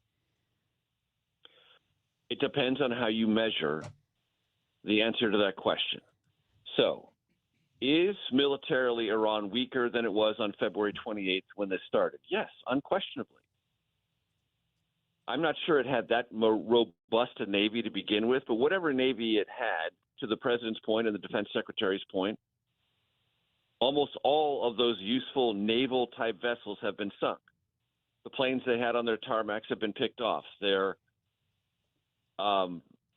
aerial defense mechanisms, meaning things that could harass or shoot out of the sky any intruding aircraft, those have been decimated. So there is control of the skies over Iran.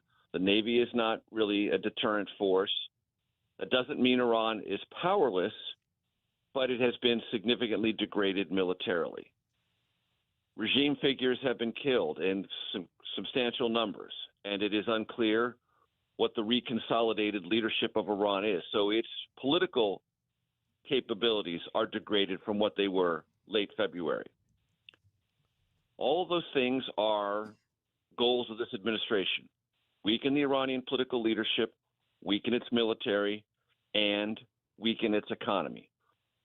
Because of the blockade and everything else I just described, all those three things have been achieved. The question is, at what cost? And Americans are paying those costs now at the gas pump and other places. So is it worth it? Well, the polls would suggest no, but that doesn't mean things haven't been achieved in Iran. The second question, which nobody has an answer to, is, will this regime crumble? Very little sign of that. Does it still have asymmetric power it can flex? Yes, because that's why the Strait of Hormuz is closed. Vessels aren't going through, regardless of the blockade from the United States Navy. And does Iran still possess some military equipment? Yes, the Defense Intelligence Agency briefed Congress last week and again this week. It still has thousands of ballistic missiles. It still has lots of attack drones, and it still has retained some semblance of a nuclear program. Okay, those are not immediate threats, but they're still threatening. And how far is this administration willing to go to eliminate all threats in Iran? Well, that would require troops on the ground. And it's clear the president is reluctant to do that. So things have been achieved. Strategic goals that have been identified by this administration have been achieved. Does that mean Iran no longer presents a threat to the Strait of Hormuz? Clearly it does.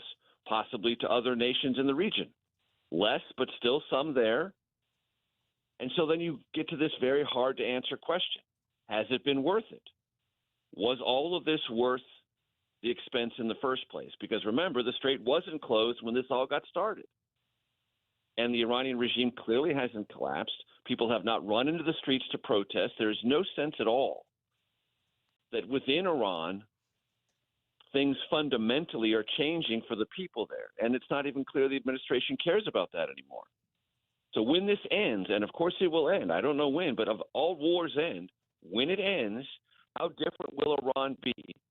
And what will it have been worth, the United States and Israel, to take it to the point that it is? And will that nuclear dimension, meaning Iran's pursuit of nuclear weapons, be 100% eliminated? And if it's not, this president is going to have a lot to explain. What is happening with the director of the FBI, Kash Patel, who there was a story about him in the Atlantic about how he has been unreachable and drunk, and it has alarmed multiple people within the organization.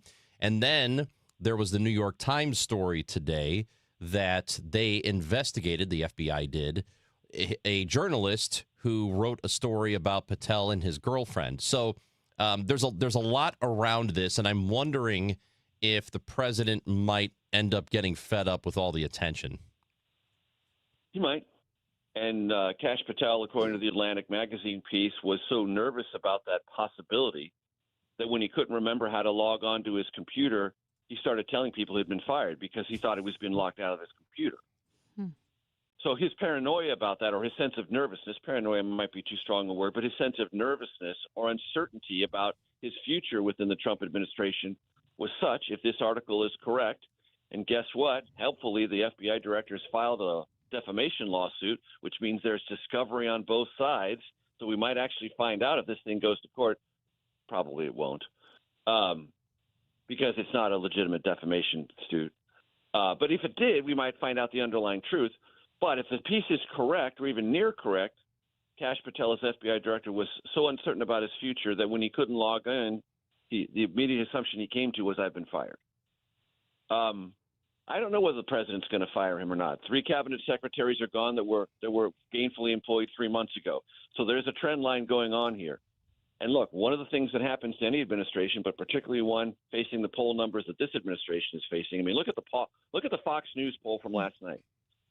The Fox News poll from last night is absolute bright red, not MAGA red, but bright red danger zone poll numbers. Mid to low 30s on every important metric for this president. And the generic ballot in every poll shows not only enthusiasm for Democrats, but a general preference for Democrats. I mean, this midterm is looking really, really bad. And administrations under pressure like that typically start to clean house. That process clearly begun.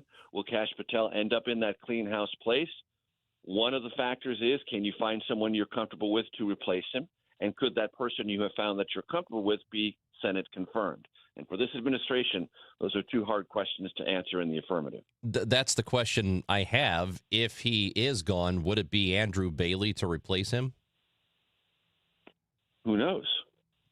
Who knows? I mean, there are some alternatives. That's one of them. Again, that goes down to how comfortable is the president, how willing is that person, and can you get through a Senate confirmation? Lots of unknowns. Major, there was a story in The Atlantic today by Sarah Longwell about Marco Rubio. And it's interesting because there are a lot of interesting characters surrounding Donald Trump. J.D. Vance, we mentioned Kash Patel, RFK Jr., but somehow Marco Rubio is coming across to voters as the, quote, adult in the room. And yet, I guess not so much that he's threatened the president enough where the president wants to get rid of him. What do you make of how people perceive Marco Rubio and how he's been able to navigate the tumultuous waters of a Trump administration? So Marco Rubio has clearly moved from where he was in 2016. It has been a gradual process, less herky-jerky than J.D. Vance's process to move himself within the Trump universe.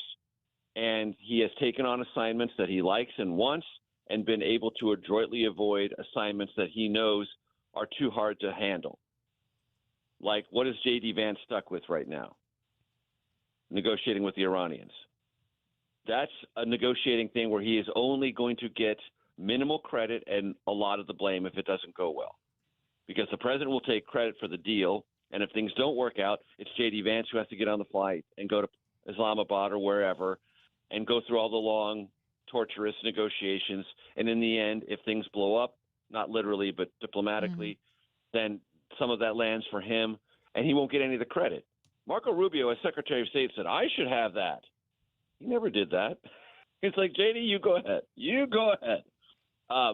That's a way to position himself for things that work to his benefit, amplify the power of the State Department, are consistent with the Trump agenda, but don't drag him down. So I think he has skillfully maneuvered around this. And just know, when the two of them say they're each other's best friend, that's not true. They both want to be the successor to Trump in 2028.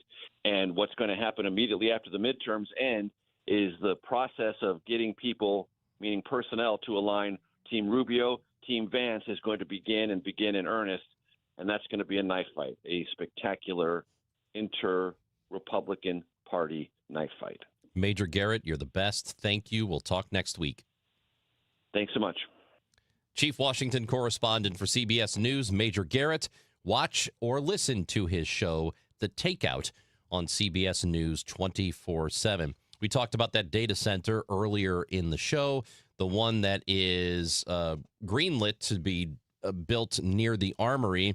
And we'll have a follow-up on that because some of you have weighed in via text at 314-436-7900.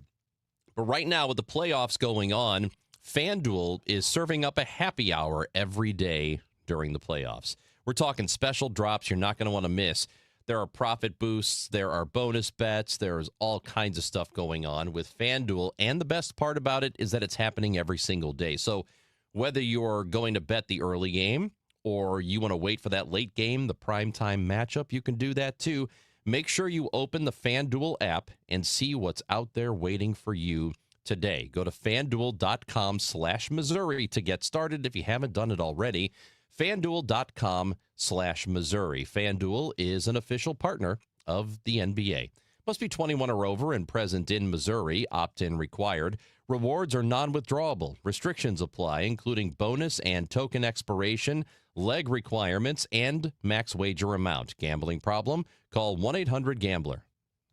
Each year in St. Louis, 10 women are recognized for volunteer leadership that changes lives. They support families, strengthen communities, and create opportunities where they're needed most. Join us Tuesday, May 19th at the Ritz-Carlton for the 2026 Women of Achievement Awards Luncheon. Celebrate their impact and be part of a tradition more than 70 years strong. Reservations available at WOASTL.org. For more information, go to KingdomOX.com/events. What if your bathroom felt less like a routine and more like a daily escape? Glover here for my friends at Michael's Baths. They can transform ordinary bathrooms into beautiful, comfortable spaces for homeowners across St. Louis and all the surrounding areas. And now they're introducing new premium walls, perfect for those who love the look of stone without the upkeep. It's sleek, durable, and designed to elevate your space. For a limited time, enjoy a free rain shower head or upgrade with safety features like grab bars or a built-in seat. Call us at 636-775-0800 or michaelsbaths.com. Wait, everything on this IHOP value menu is just $6? I told you it was amazing. A huge plate of pancakes, bacon, and eggs is just $6. Wow. There's also French toast, a ham and cheese omelet, and oh, they got a BLT and fries now. Okay, we're coming here every day. You don't have to tell me twice. Feast for just $6 with the IHOP value menu. $7 in some locations, available every day for a limited time at participating restaurants in the U.S. Hours may vary. No substitutions. Not valid with other discounts or promotions. Prices may vary. In today's fast-moving job market, staying ahead means keeping your skills sharp. At University of Maryland Global Campus, we help keep your capabilities cutting edge with our skills-based education programs designed to move your career forward. Explore more than 135 degrees and certificates in business, cybersecurity, and more. Apply now and save with no application fee. Classes start May 13th. Learn more at umgc.edu. Certified to operate in Virginia by Chef. The BizDash 5K, presented by Worldwide Technology, is back. Produced by the St. Louis Sports Commission, this high-energy corporate race is St. Louis's healthiest happy hour, combining fitness, fun, and unbeatable team bonding for companies of every size. Runners and walkers of all levels are welcome. It all comes together at Energizer Park Thursday, May 7th in downtown St. Louis, an office party like no other. Create your company team today at stlbizdash.com. Hey guys, Glover here with my friend Stewie from Stewart's American Mortgage Corporation. Stewie, I think this is going to be a strange season for real estate. Just kind of feel it in my gut. What can people do apropos of their mortgage to put themselves in a better position to get that house? You know what, Dave, that's a great question. There's a bidding wars that are going to happen this spring. You want to get the house. This is how you're going to make things better. Number one, we give you the power of the pre-approval letter. That means you can go into our portal and generate the letter and edit it for any amount you want up to the amount you're approved without chasing the loan officer. Number two, the bagel loan. No closing costs, no title fees, no lender fees, no appraisal fees. It's a bagel. Bagel looks like a zero, easy to remember. Add that money you would normally pay onto your bid and beat the other offers out. And you know what? The third thing is we can close fast. 10 days. They're going to look away at the other offers because most lenders take as much as 30 days to get done. You can call or text Stewie at his personal cell phone, 314-324-4440, or you can Google the bagel loan, NMLS 226715. Get inside your Redbirds and the 2026 season every Tuesday at noon. It's All Access with Cardinals manager Ollie Marmol on your voice of the Cardinals, KMOX.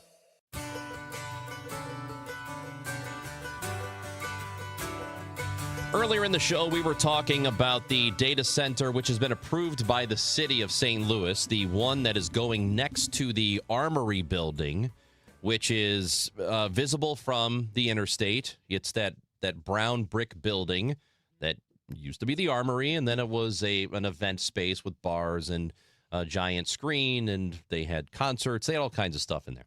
And it's been vacant for about a year and a half or so, I suppose. And there is a data center that has been approved by the city going right next to it. And there still seems to be, at least on the part of some people, that some confusion that right next to the Armory is a gray building that used to be the famous bar warehouse. It is now a Goodwill outlet. So it's the same building.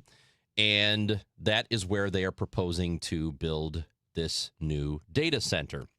And this is a text message that says, "You say nobody else is lining up to buy the Armory and make it something else besides a data center, and you're right.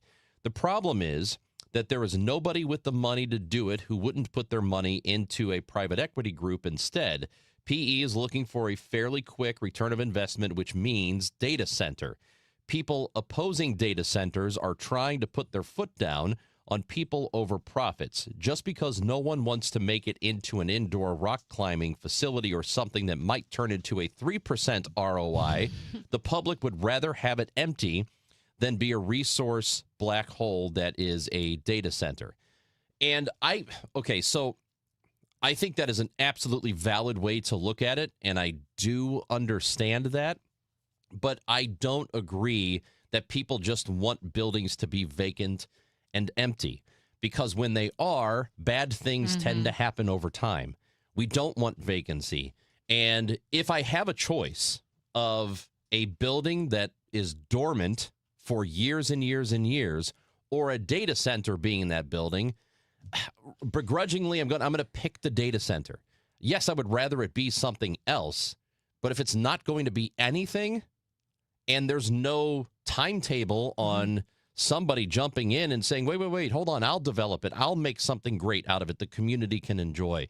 If that's not going to happen, well, I don't want it to be empty for years. I used to live in the Central West End, and on a much smaller scale, there are a handful of businesses that have been vacant for like 4, 5, 6 years, and they're on prime corners. There's a Laclede and Euclid and Laclede, where Wildflower used to be. Now there's Wildflower Saloon. There used to be an Einstein Brothers Bagels. Those two buildings have been empty for years, and I hate that. Well, I don't want empty buildings. No, and as you mentioned, bad things happen. They become a hub not just for deterioration, but I mean, it could be crime. It could be public safety hazards because we've had those, like the vacant Macy's building downtown that was vacant for so long, and homeless people would gather there, but then they would start fires and people had died there. It's not good.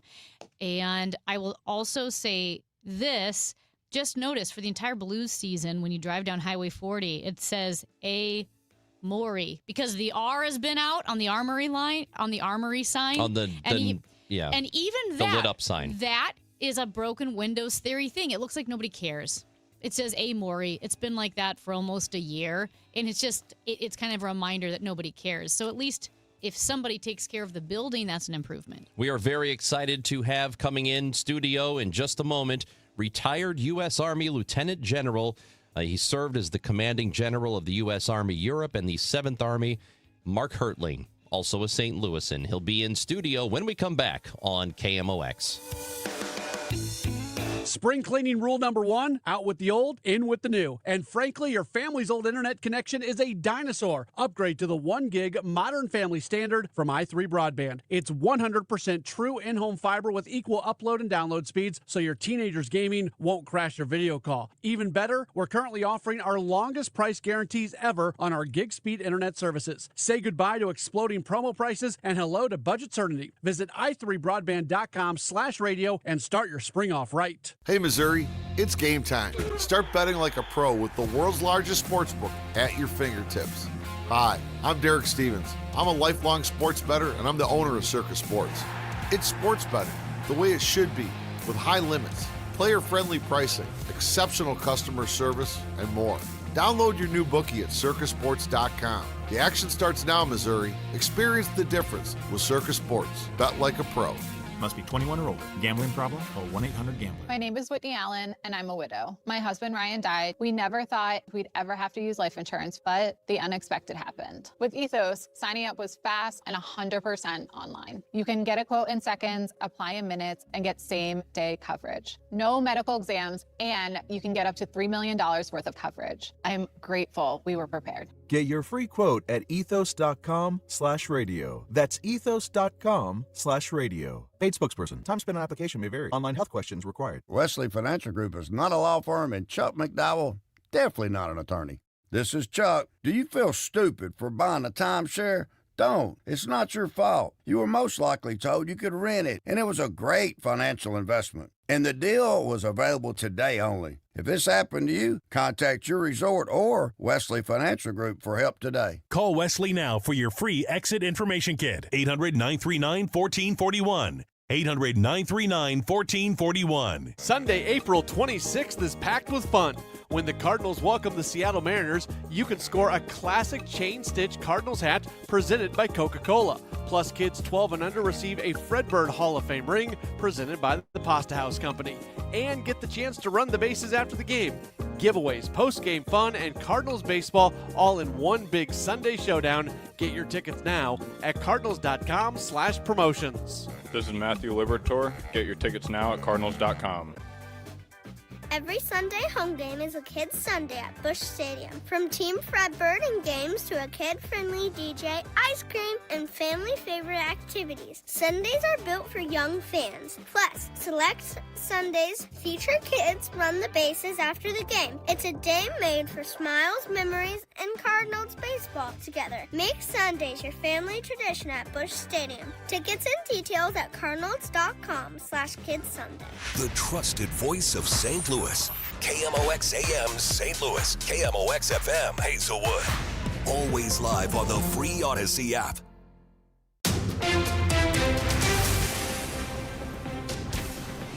It is 11 o'clock. We've had some clouds move in. It is now 74 degrees with some sunshine coming through in downtown St. Louis. I'm Debbie Monterey. And these are the stories making news. President Trump ordering the U.S. military to shoot and kill Iranian small boats. U.S. President Donald Trump is threatening to destroy the small boats that the Iranians are using to mine the Strait of Hormuz. This is coming after such small boats were used by Iran's paramilitary Revolutionary Guard to seize 2 cargo ships passing through the strait.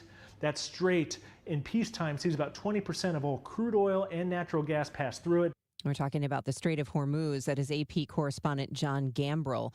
A new poll by the Marquette Law School finds most Americans believe the U.S. Supreme Court tries to avoid ruling against cases involving President Trump. 57% of adults surveyed think the high court tries to avoid rulings that Trump himself might refuse to follow. In recent days, the president has railed against the Supreme Court, blasting liberal justices over a ruling on birthright citizenship even before they've ruled on the case. The Missouri Senate passed a bill funding K-12 public schools at roughly $4.2 billion. Chillicothe Republican Rusty Black says they made some adjustments to make sure that funding will be adequate. I worked on some different things to try to help shore up some funding within the foundation formula. There were 3 buckets that even this year are going to be a little short of funds. We worked together and come up with some place that we think those funds will be adequate. The bucket will be filled back up. The proposed House budget, the budget for next year now heads back to the Missouri House. The Senate reversed the House's proposal to fund universities based on their enrollment. That would have cut funding in half for Truman State University and more than 40% of the budget for Harris Stowe. Officials in Illinois have adopted a different hiring style to address the state's shortage of school bus drivers. In terms of recruitment, schools and these private transportation companies have been trying to target different groups now, target younger people, people looking for part-time jobs. They've been giving out hiring bonuses, raising wages and benefits. A State House reporter with Capital News Illinois, Jenna Schweikert, says the shortage was caused by a mass retirement of bus drivers during the pandemic. A bunch of New Yorkers celebrating Earth Day by plogging. It's combining the Swedish term of plocka up and jogging. So you combine that and it's picking up trash while jogging. That's Ali Cucolo with the New York Road Runners Club. From the KMOX business desk, there was a plan to remodel and renovate the shops at Roberts Village in North City. Then the May tornado ripped through the strip mall at Kings Highway and Page in Fountain Park. The old shopping plaza was torn down recently and will be replaced with a new $10 million, 45,000 square foot building with higher end retail tenants, according to the Urban League's Michael McMillan. This afternoon will be breezy and quite warm as sunshine mixes with clouds, the high up to 84. Increasingly cloudy tonight and breezy early. There'll be some rain and a thunderstorm around late, low 63. Tomorrow, a cloudy start with a leftover shower, then some sunshine returns. There could be a late-day thunderstorm in spots, high 75. From the Saliga Heating and Cooling Weather Desk, I'm AccuWeather meteorologist Joe Lundberg on 104.1 FM KMOX. It is sunny downtown with a few high clouds, 74 degrees. I'm Debbie Monterey, KMOX News.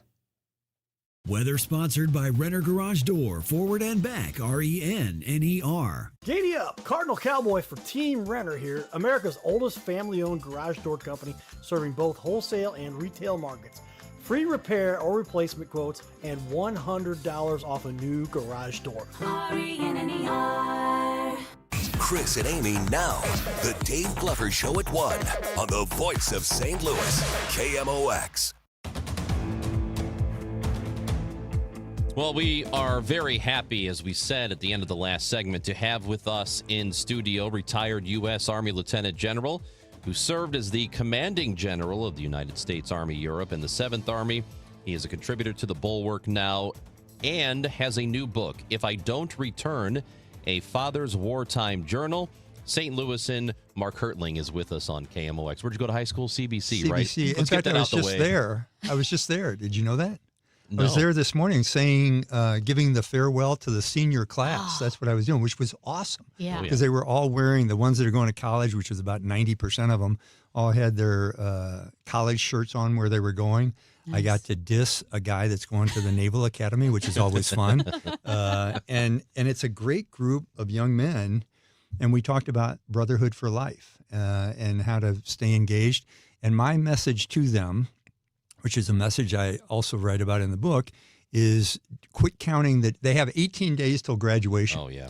And I said, quit counting the days, start making every day count. And that's the message that I'm trying to get people out there to think about, of making every day count. So I'm already serious on you, Chris. I'm getting all deep and we have a whole philosophical. hour. We don't have to do this yet. All right, let's talk fun things then. We've got him for the whole hour.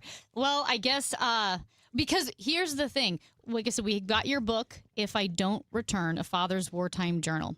And we want to talk about that because you have a book signing tonight, Barnes & Noble, Right. West County Center, Yep. the mall, 6 p.m. to 8 p.m. We'll discuss the book. I'll be How there. do you know all those things, Amy? Is it because Well- you're going to be there with me? That is exactly right. Okay. That is exactly right. Yep. All right. I'll be there helping to guide the discussion, Yep. which is basically I'm just going to throw you softballs because I know people want to hear from you. So I will try to keep my words at a minimum. And then also we want to talk to you about current events, a lot going on. You writing for the Bulwark, also CNN military analyst. So you are very busy, but maybe to set the table a little bit. I know a lot. We talked about you being a St. Louis native, but can you give a little compressed history of your journey from St. Louis, CBC, to where you are now? Yeah, well, I grew up in a little suburb called Pine Lawn, which you all know. Yeah. Not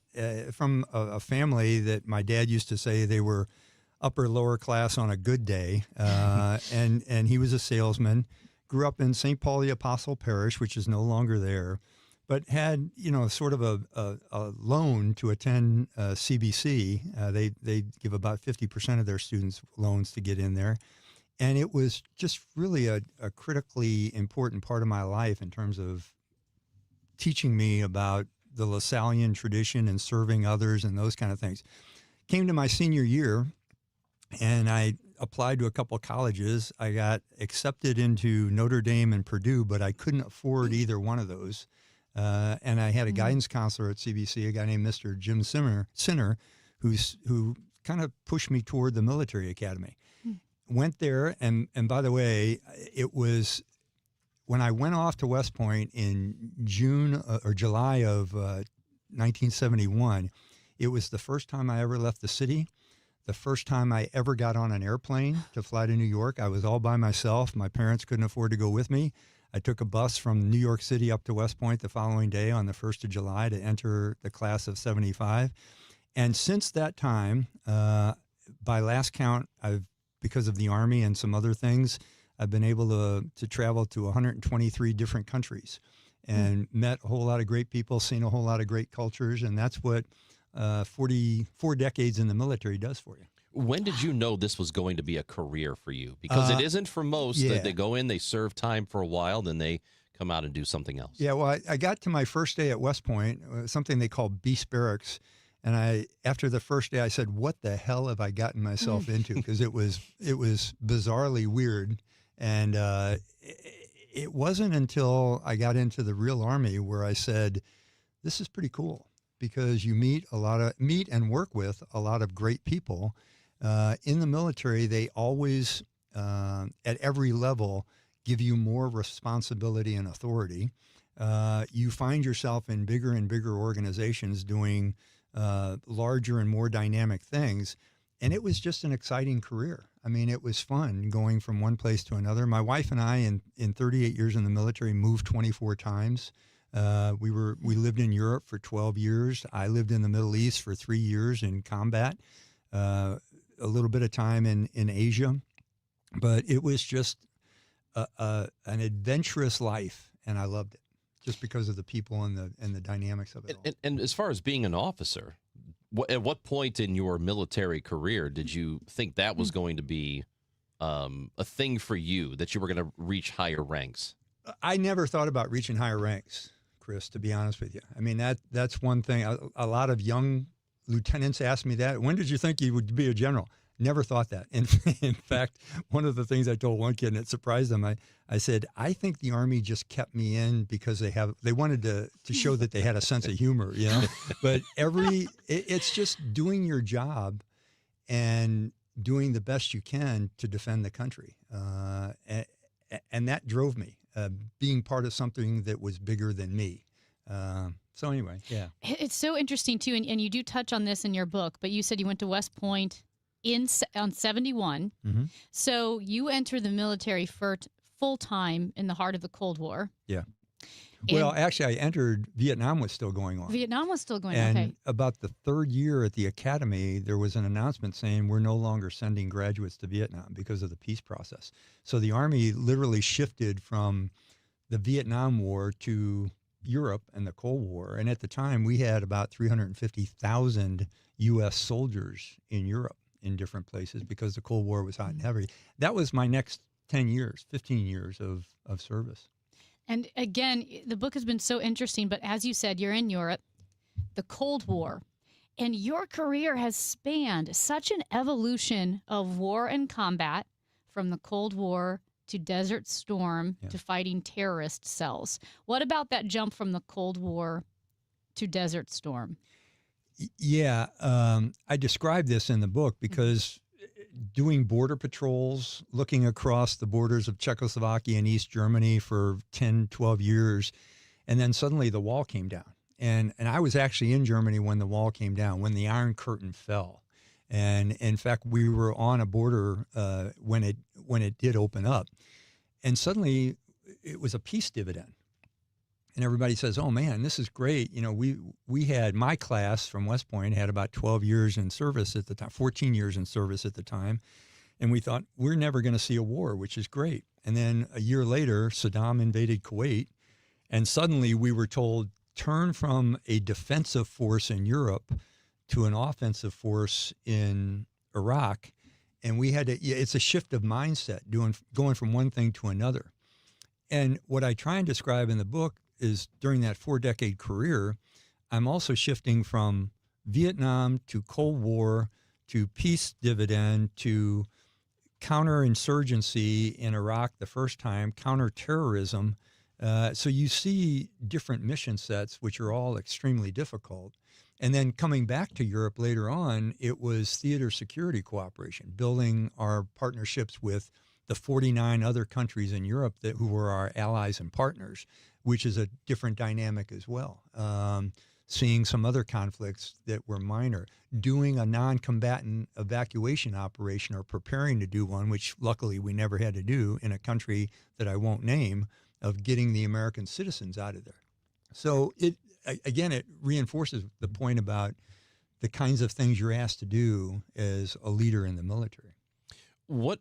This is probably an impossible question to answer, but is there something or a couple of things that you learned in your time in the Middle East that you think are still applicable today, that maybe lessons that we should have learned and are not, or lessons that we did learn and are adhering to those lessons? You're talking specifically the Middle East. Let's start there. Well, most assuredly. It was interesting going to Iraq in 2003, a war that many of us said we should not get into, by the way.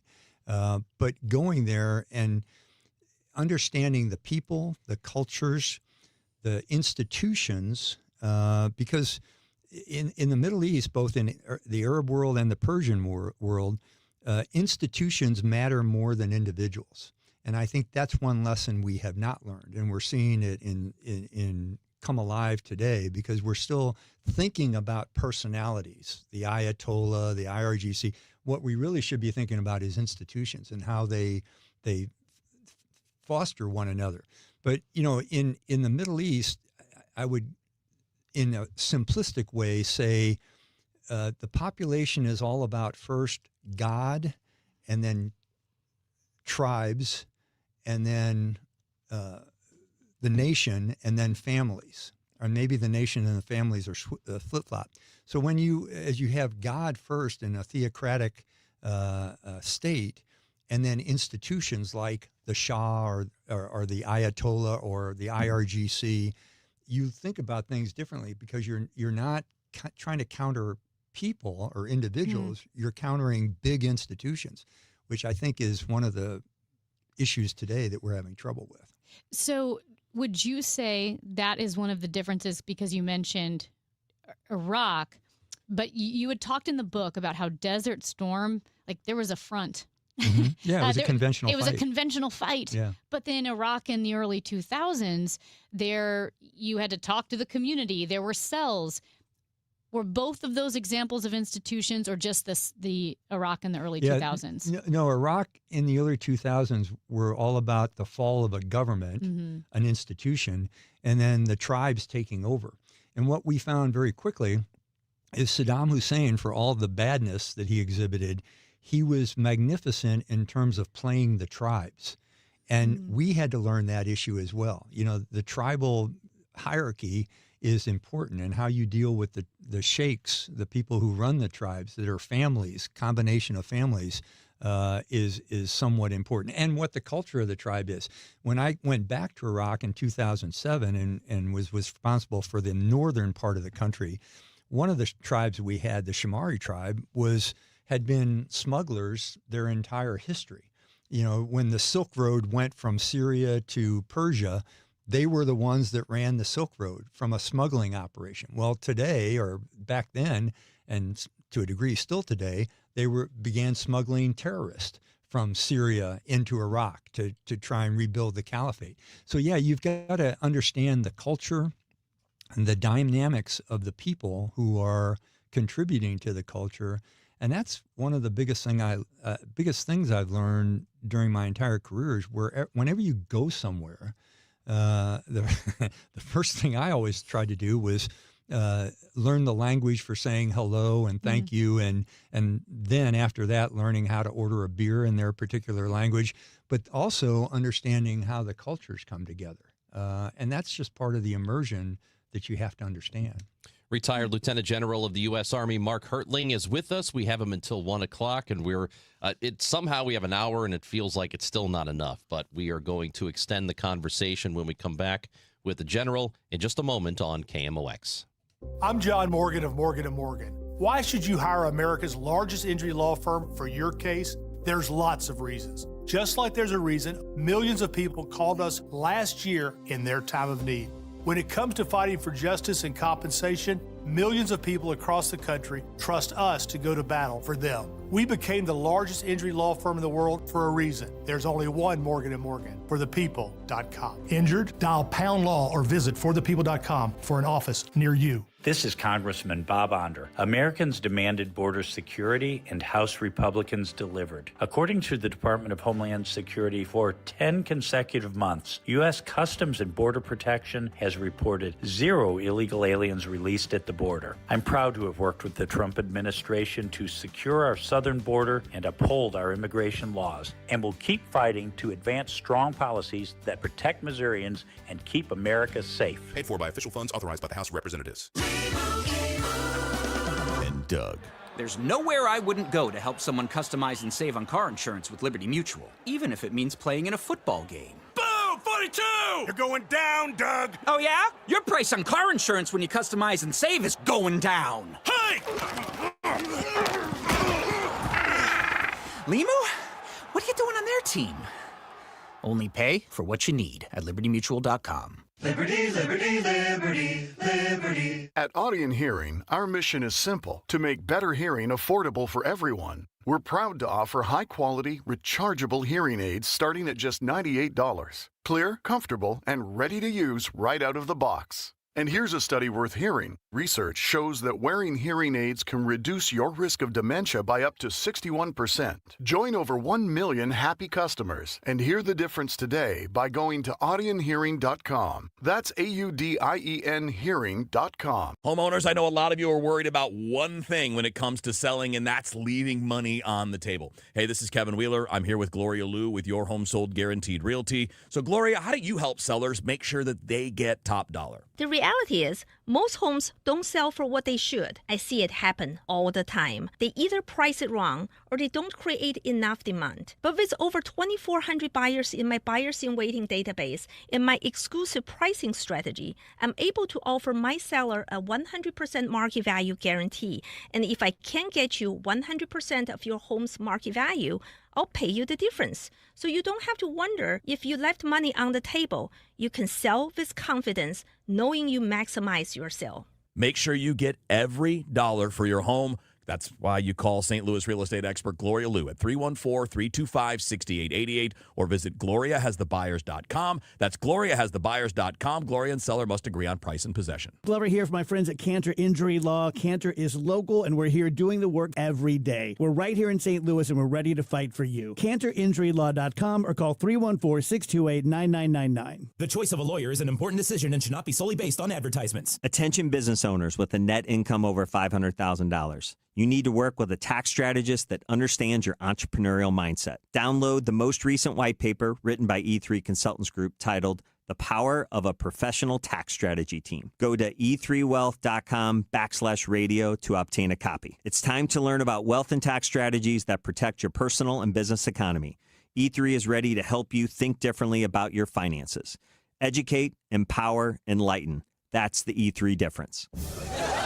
Get ready to laugh out loud, St. Louis. The outrageous Broadway hit Spamalot is riding into the fabulous Fox Theater May 5th through the 17th. From the twisted minds of Monty Python, this Tony Award-winning musical brings you killer rabbits, dancing knights, and non-stop hilarity. It's the legend of King Arthur like you've never seen it before. More information can be found at KMOX.com/events. Still here, still trusted. The voice of St. Louis, KMOX.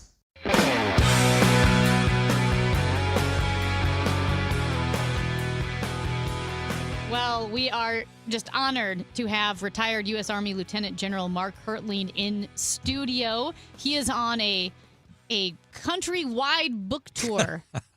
Soon to be global, I think. Yeah. It's called If I Don't Return, A Father's Wartime Journal. Just as a heads up, he will be at Barnes & Noble West County Center, 6 p.m. to 8 p.m. for a book signing. I'll be at the first part at 6 p.m. I'll have a discussion about the book with General Hertling. And we were just talking about the different stories, the different lessons that you learned or life experiences that you have. And I'll jump into the book and why you wrote it. It's If I Don't Return, because it is literally the journal letters that you wrote to your two sons while you were deployed. And specifically, this was when you were deployed during Desert Storm. Mm-hmm. And they said that there could be in this operation a 50% casualty rate. Yeah. And so you thought, there might be a good chance I don't come home. I'm going to write these letters. Maybe, I mean, I can't, you can say it. It was the unit I was in was a cavalry squadron, which is normally out in front trying to gain intelligence and get information for the rest of the division. So the squadron was about 900 soldiers. There were about 20,000 in the division. But when they briefed us as we were getting ready to go, the intelligence officer said, the Cav squadron is probably going to suffer 50% casualties. So we've got to ensure that we have a plan to get more people up to them. And boy, I was the operations officer, which means kind of like the COO. And it's like, holy smokes, not only does this mean a lot for how we have to prepare, but we've got two kids. Our two boys were 10 and 7, and I might not come home, and my wife may be a widow, and my children may be, without a father. So I better find a way to teach them about life if I don't come home. So I started writing daily journal entries in a green notebook and just compiled this thing about different subjects, not necessarily war subjects, and that's why I think the book is fun to read. It was all kinds of things: friendship, emotions, what we were eating, praying before meals, those got faith. Then it got into the war, and I did write about what we did during the war. But the reason there was a chance of 50% casualties, and people look back at the history of Desert Storm and say, hey, that was a 4-day war. It was a cakewalk. It was because Saddam Hussein had the 4th largest army in the world. They had just finished an 8-year war with Iran, and Hussein had used chemical weapons against his own people. So we thought all those things were going to cause us, a force that didn't have the combat experience, a whole lot of trouble. But as it turned out, we did get into a couple of skirmishes. We did have some major combat. We had our unit fought in the largest tank battle since World War II, the Battle of Medina Ridge. And we had some soldiers injured, wounded, including me. So it was a whole lot different than what people saw on the news clips. Anyway, I wrote this journal, came home about 9 months later. The kids were still 10 and 7, so they didn't want to hear the musings of their father, so I threw it in a footlocker. And it wasn't until 2023 that our youngest son asked my wife, "Where's that journal Dad kept?" Because he was a combat veteran at that point, and so was our oldest son. He pulled it out, and unbeknownst to me, he typed it up into a Word document, put pictures in it, and on Christmas Day of 2024, he gave it to me as a present. And he said, "Dad, my brother and I knew exactly what you were trying to do with this journal. It comes through loud and clear, but you survived. You grew. You did more things in the next 35 years. So now you have to tell the rest of the story to your 5 grandsons." I actually I think he thought I wasn't going to do it because I'm a big procrastinator. But it was fun because I had a ready-made outline. Yeah. All the topics were already in there. So I just took each topic and talked about more on that subject and expanded it. So the original journal entries are there, untouched. I told the editor, do not make any edits to these, even if it has bad grammar or bad syntax. But you can edit as much as you want on the reflections. So each topic, which is about a page in length, has a couple pages worth of reflections for the next 35 years. Wow. Yeah, and it's so meaningful. And like you said, it's not just a war book. It uses war as a lens to look at some of the deepest issues of character, of leadership, of what it means to be a man, all of those lessons that you would want to pass on to your sons. And I know we got to go to break here, so I think I will say that when we come back, I want to talk about Make It Matter. Okay. And the cigar box that you have. Sure, absolutely. And also, I'd like to know how you can possibly be in the military and be a procrastinator. I thought you had to be on top of everything. Oh, I didn't say I wasn't on top of everything. I just said I didn't like to do it. Because I'm thinking, I'm a procrastinator. There's no way I could be in the military. Well, there's other factors that influence you to not be a procrastinator. That's probably, yes. But I was retired. I was retired when he gave it to me, so I could I could hone my form as a procrastinator. Lieutenant General Mark Hertling, retired, is with us on KMOX. He's with us until 12. I mistakenly said 1 o'clock earlier, but 12 o'clock, we have the rest of the hour with the Lieutenant General when we come back on KMOX. All Access with Ollie Marmol on the Gas House Gang. You're constantly trying to figure out how to get meaningful information through to the player in a way where they can put it into action. If they can shoot holes in your game or in your information or your delivery, you're done. If you come into those and you're 80% prepared and they can shoot holes in your messaging or in your points that you're trying to make, you lose credibility real quick, and you're not gaining that back anytime soon. Ollie Marmol, Tuesdays at noon on KMOX. Hey Missouri, it's game time. Start betting like a pro with the world's largest sportsbook at your fingertips. Hi, I'm Derek Stevens. I'm a lifelong sports bettor, and I'm the owner of Circus Sports. It's sports betting the way it should be, with high limits, player-friendly pricing, exceptional customer service, and more. Download your new bookie at circusports.com. The action starts now, Missouri. Experience the difference with Circus Sports. Bet like a pro. Must be 21 or older. Gambling problem? Call 1-800-GAMBLER. Now, KMOX weather from the Saliga Heating and Cooling Weather Desk. Sunny and breezy outside Studio B, 77 degrees, a high today of 85. It will be sunny and breezy and warm all day. Tonight, mostly cloudy, could be periods of rain and a thunderstorm late. A low of 62. The weather sponsored by the Missouri History Museum's Route 66 Centennial Festival, April 30th through May 3rd. Music from Sweetie and the Toothaches, a classic car show, neon display, kids crafts, and more. Schedule at mohistory.org/festival. It's the Route 66 Festival at the Missouri History Museum. Hey guys, Kevin Wheeler here. I want to tell you about Burn Balance Complex. It's the latest tool available at supplement superstores to get you moving down the path you want to when it comes to being in great shape. This is not a fat burner. It is a complete metabolism system. It's Burn Balance Edge for the guys, Burn Balance Zen for the ladies. So make sure you ask for the right one when you go in. But what this does is makes your body work the right way. So what I've noticed in a short amount of time so far, metabolism is great. I mean, you're starting to feel, in fact, I can feel it. Shirts are fitting a little looser. The belt pulls a little tighter. And on top of that metabolism boost, you're also getting some reductions in stress and cortisol levels. You're getting appetite control, craving control throughout the day, all day focused energy with no jitters and crash. And look, it isn't magic. You need to do the work. But I'll tell you this, it's a good assistant. It helps a lot to make the right decisions. So if you want long-lasting results, go to Supplement Superstores. Tell them Kevin Wheeler sent you in. They'll knock 30% off the Burn Balance Complex, and you can find your location at supplementsuperstores.com.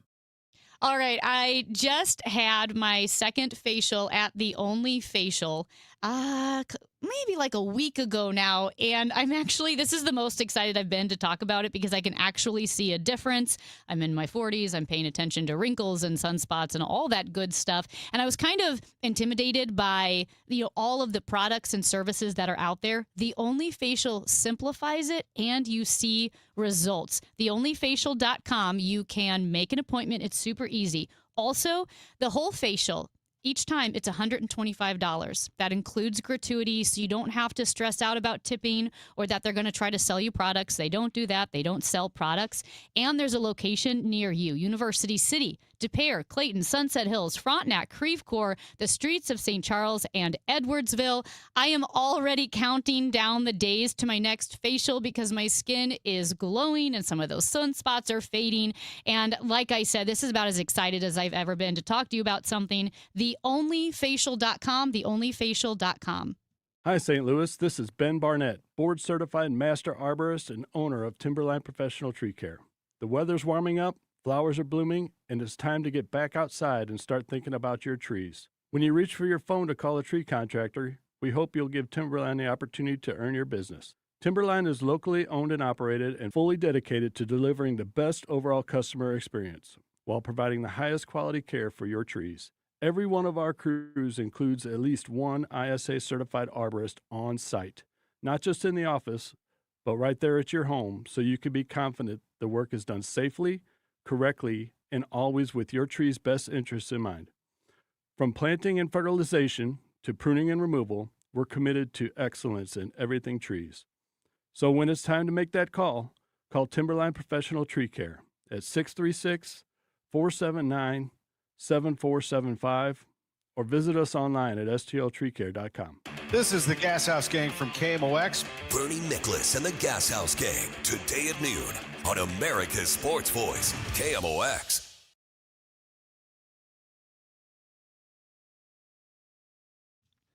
We are back with Lieutenant General Mark Hertling, who is in town for his book tour, 6 p.m. to 8 p.m. at Barnes & Noble book signing. We'll discuss the book as well. Okay, when we... Wait a minute. Before we start, Amy, yes? Can we talk a little bit more about facials? Because I've noticed you're glowing today, and you said you're in your 40s, and I'm a little older. I have T-shirts older than you, and I'd like to get some of this facial stuff. what's the name of the place? The again? Only Facial. Yeah, okay. Only Facial. I've got some time in town this week. I may have to go do that. What else you got? This is awesome. This is great. Treat the general as an absolute rock star. No, I'm not going to get a facial.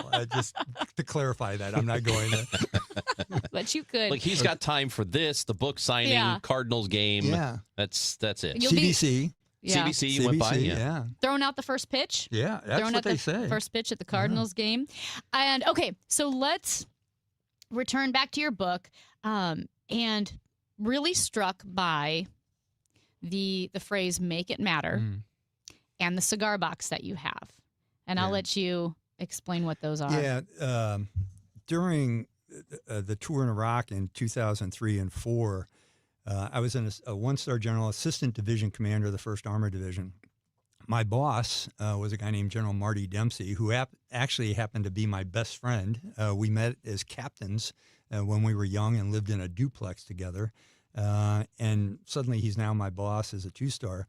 And we were suffering casualties, as all units do, and we would go to the memorial services that we had for the soldiers who'd sacrificed for their country. And, you know, he was talking about how he didn't know what to say to their fellow soldiers, you know, because they were all expressing, they were mourning for their teammate, their comrade. And one day he just said, you know, the only thing I can say to these guys before we send them back out on the streets of Baghdad is make it matter. Make it matter that your buddy sacrificed his or her life. So that sort of became a mantra in our unit. Well, after the tour was over in 2004, I was in Virginia Beach, and I went into a cigar store and saw a wooden box. And I asked the guy if he could engrave it. So I got 3 of them, one for General Dempsey, Marty, one for our other division, assistant division commander, a guy named Mike Scaparrotti, and me, to carry the cards that had pictures of the soldiers we lost in combat. I took that box back to me in 2007 when I went back to Iraq, and unfortunately we had more casualties. So in that box today, my box has 253 cards of soldiers we lost in combat. And every day it's on my desk. I open it up, I take 2 or 3 cards out, pray for those individuals and their families that they left behind. But just look at the pictures, too, because when they were killed in either 2003 or 2007, most of them were 18 to 24 years old. That's the typical age of a soldier. So where would they have been today? What kind of family would they have? What kind of accomplishments or life's troubles would they have gone through? How many times would they have been able to take their kids to a dance recital or a t-ball game? And what strikes me is what we all have to do as fellow citizens of those individuals that gave the ultimate is to make it matter, to do things for our country, to do things for our fellow citizens that make it matter for others. And so that's kind of not only just a mantra of soldiers we lost, but also a way to live your life, I think. Is this the sort of thing you think people who are in the service now, maybe the younger men and women who are in, don't think enough about, or is it something that they should think more about and be more deliberate with it? I think anyone who's experienced combat or faces their mortality thinks about that. It isn't just the day-to-day grind. It's why this morning at CBC, the message I left with the seniors was, they have 18 days till graduation. And what I told them is quit counting the days until something. Live each day individually. Don't count the days, make the days count. Mm-hmm. And that's kind of the message along with Make It Matter. You've got to wake up every morning saying, what can I do, first of all, to make myself better? And self-reflection. And truthfully, that's the other thing I learned from the book. I mean, I was given an opportunity when our son gave us that document to reflect on my entire life. And there were many emotional moments during that reflection. And I don't think most people look back on their life and say, what have I done? How have I grown? What things do I do on a daily basis that I should focus on and make my life better? And how do I contribute? So I think that's the greatest gift for me that came out of this book. And what I'm hearing from people that read it, and I'll turn to you, Amy, and see what you think, is it causing you to reflect on the things that you do and different things that you face every day? Yes, I will say, I don't know if this is a good selling point, but I said it was convicting for me. Like it made me reflect, like I said, on decisions that I've made, resilience that I have shown or failed to show. You talk a lot about leadership, and that was really convicting too, because it's not just what you say, it's what you do, it's how you act, it's how you lead. And so absolutely, like I said, it is a war book, but it's also not a war book. Yeah. It uses war as a lens. And I actually, going back to something you said about thinking Desert Storm could be a protracted conflict because Saddam Hussein had the 4th largest army in the world. It made me think of what you actually wrote recently in The Bulwark, that war is not an accounting exercise, and a useful way to think about it is power like power of military equals will times resources. Right. And so maybe explaining, Will, what you mean by that, and also how it was relevant then and how it's relevant now with Ukraine, as you wrote in the Bulwark. Yeah. Well, that's not an original thought of mine. A guy named Clausewitz actually put that in his book in the 1800s, On War is the book. And he talks about how power is generated in different ways. It's not only how you build resources for an organization to conduct combat, but it's also the will generated not just by the Army, but by your government and by the people that support the Army in doing different things. And if you lose that support from either the government or the people, or if you don't have the will within the military organization to conduct the fight because you don't believe in what you're doing, that affects success or failure as much, if not more so, than having a large army like Saddam Hussein had in 1991, or like Vladimir Putin had in 2022 when he invaded Ukraine. Coincidentally, the Russian army was the fourth largest army in the world.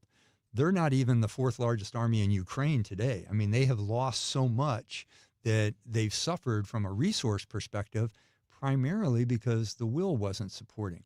You can go back through any war. I was at Gettysburg with a bunch of MBA students a few weeks ago, and we were standing on a high ground talking about how Robert E. Lee invaded the North during the Gettysburg campaign because he realized the South did not have enough resources, either manpower or equipment. And every battle they were being thwarted because the North just had more stuff. But his army had a great bunch of will. I mean, he was very charismatic as a leader, so he figured he could invade the North, defeat the will of the Northerners, and at the same time gain by going in the Northern Territory and getting food and stealing equipment and stealing cannons. But it didn't work out that way. So that calculation of resources versus will, I think, is an important one, and they never go away completely on either side. The other thing, will is generated by allies. If we have more allies gain, and again, this reflects what happened in Ukraine as well, Ukraine was able to get most of NATO to support them. It was able to get the United States to support them because they had a good cause and they had a people that believed in their sovereignty. Russia didn't have any of that. We're seeing the same thing now, unfortunately, I think, in Iran, where we went at it alone, other than with the Israelis, without our allies, by dissing our allies, in fact. And Iran has a will because they want to maintain their territorial integrity and their institutions, like we were talking about earlier. And I do want to get more into that as we get to current events here, because it leads us right to that. And we'll do that after we take a quick break here. General Mark Hertling is with us now and will be for the next few moments on KMOX. Your garage door is always there for you, rain or shine. Are you taking your garage door for granted? Is it screeching and whining for attention? Trust Overhead Door Company of St. Louis to keep your garage door reliable. Maybe the old weather stripping needs replaced to keep out the cold and hot air. Call Overhead Door Company of St. Louis, trusted here since 1926. For same-day service, call 314-781-5200 and schedule online at overheaddoorsstlouis.com.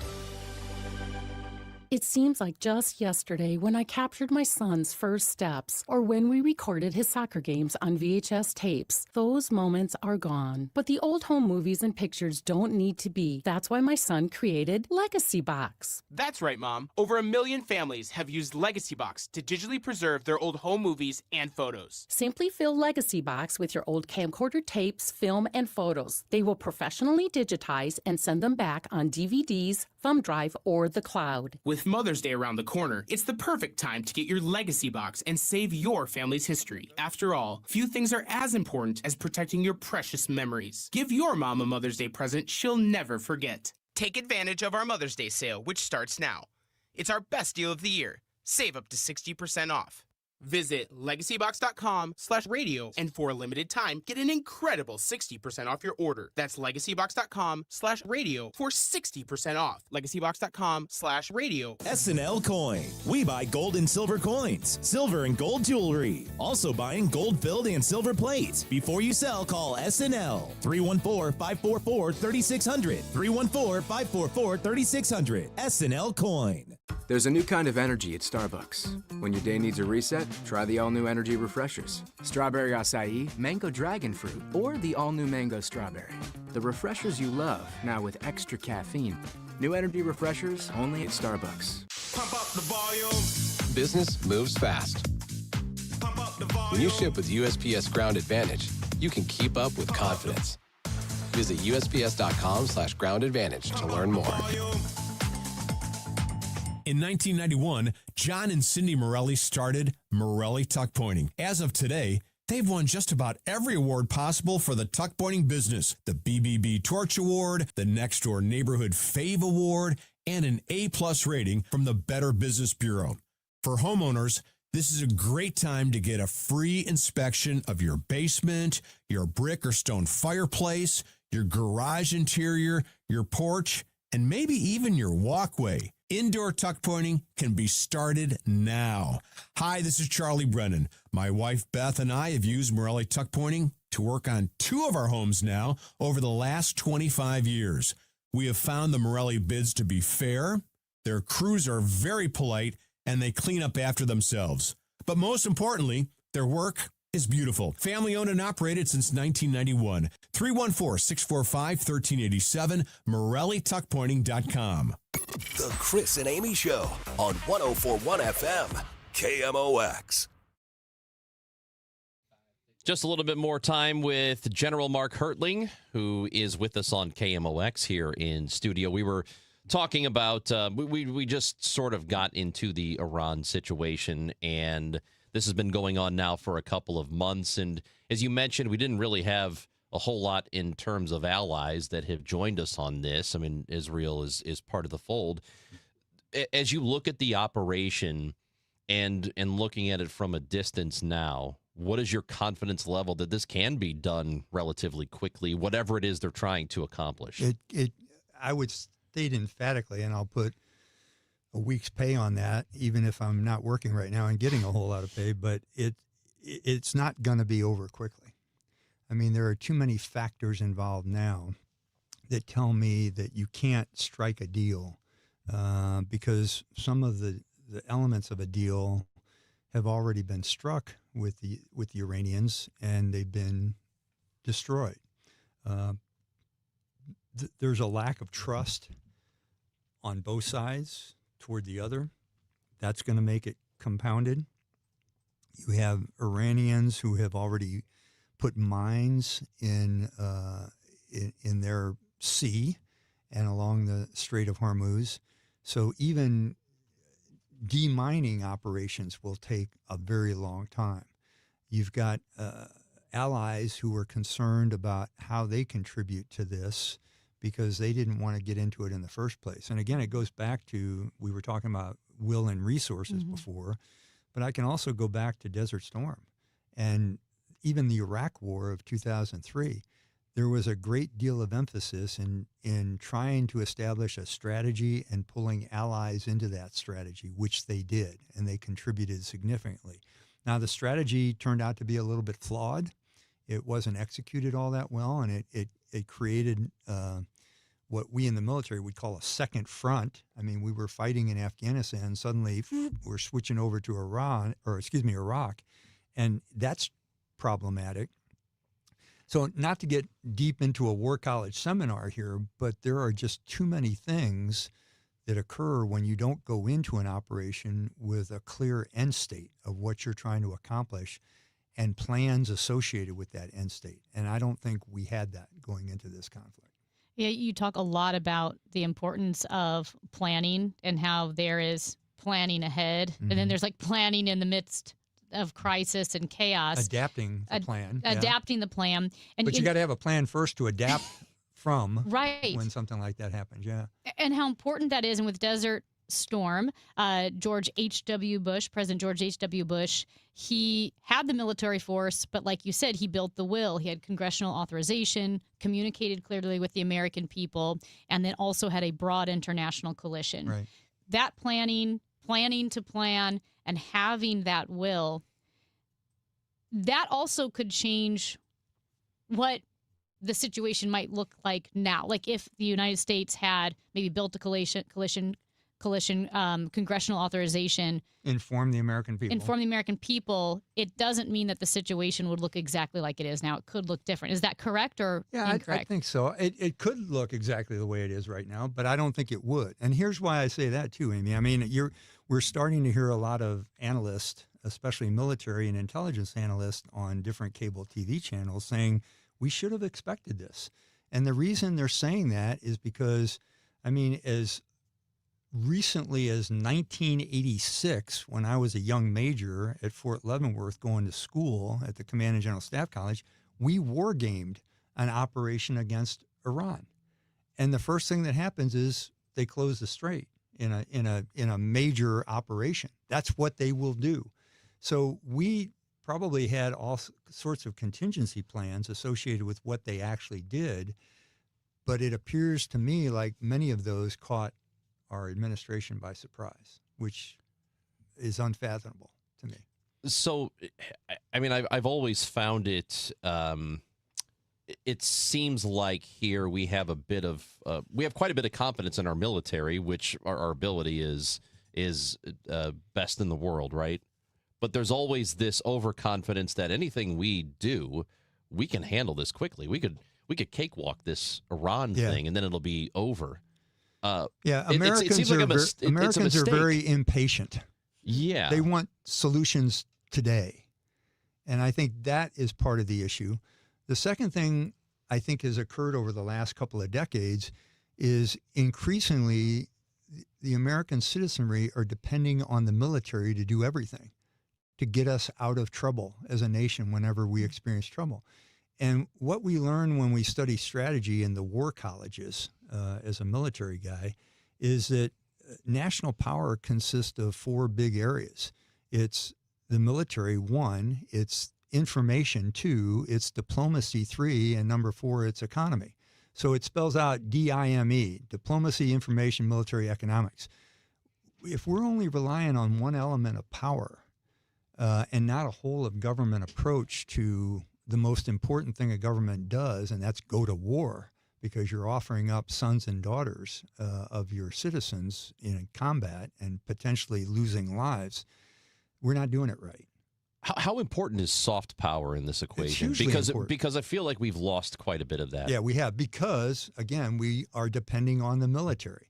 And I got to tell you, every time I see a briefing and everyone's talking about how great the military is doing, okay, but to what end? What are we asking them to do other than bomb targets and do things? What is the final end state solution? Because you can't, as I was once told going into Iraq in 2007, my 4-star boss reminded me, we can't kill our way out of this. There has to be more in terms of the nation of Iraq and how we're basically building them up to be a power again under a Republican government, a republic government. So you can't just bomb your way out of things. And I'm saying that from the military perspective. So yes, soft power, diplomacy, information, economy is all part of soft power. It's part of our national power, and we're not using it very well. I mean, no, I won't go into that. Never mind. Oh, no.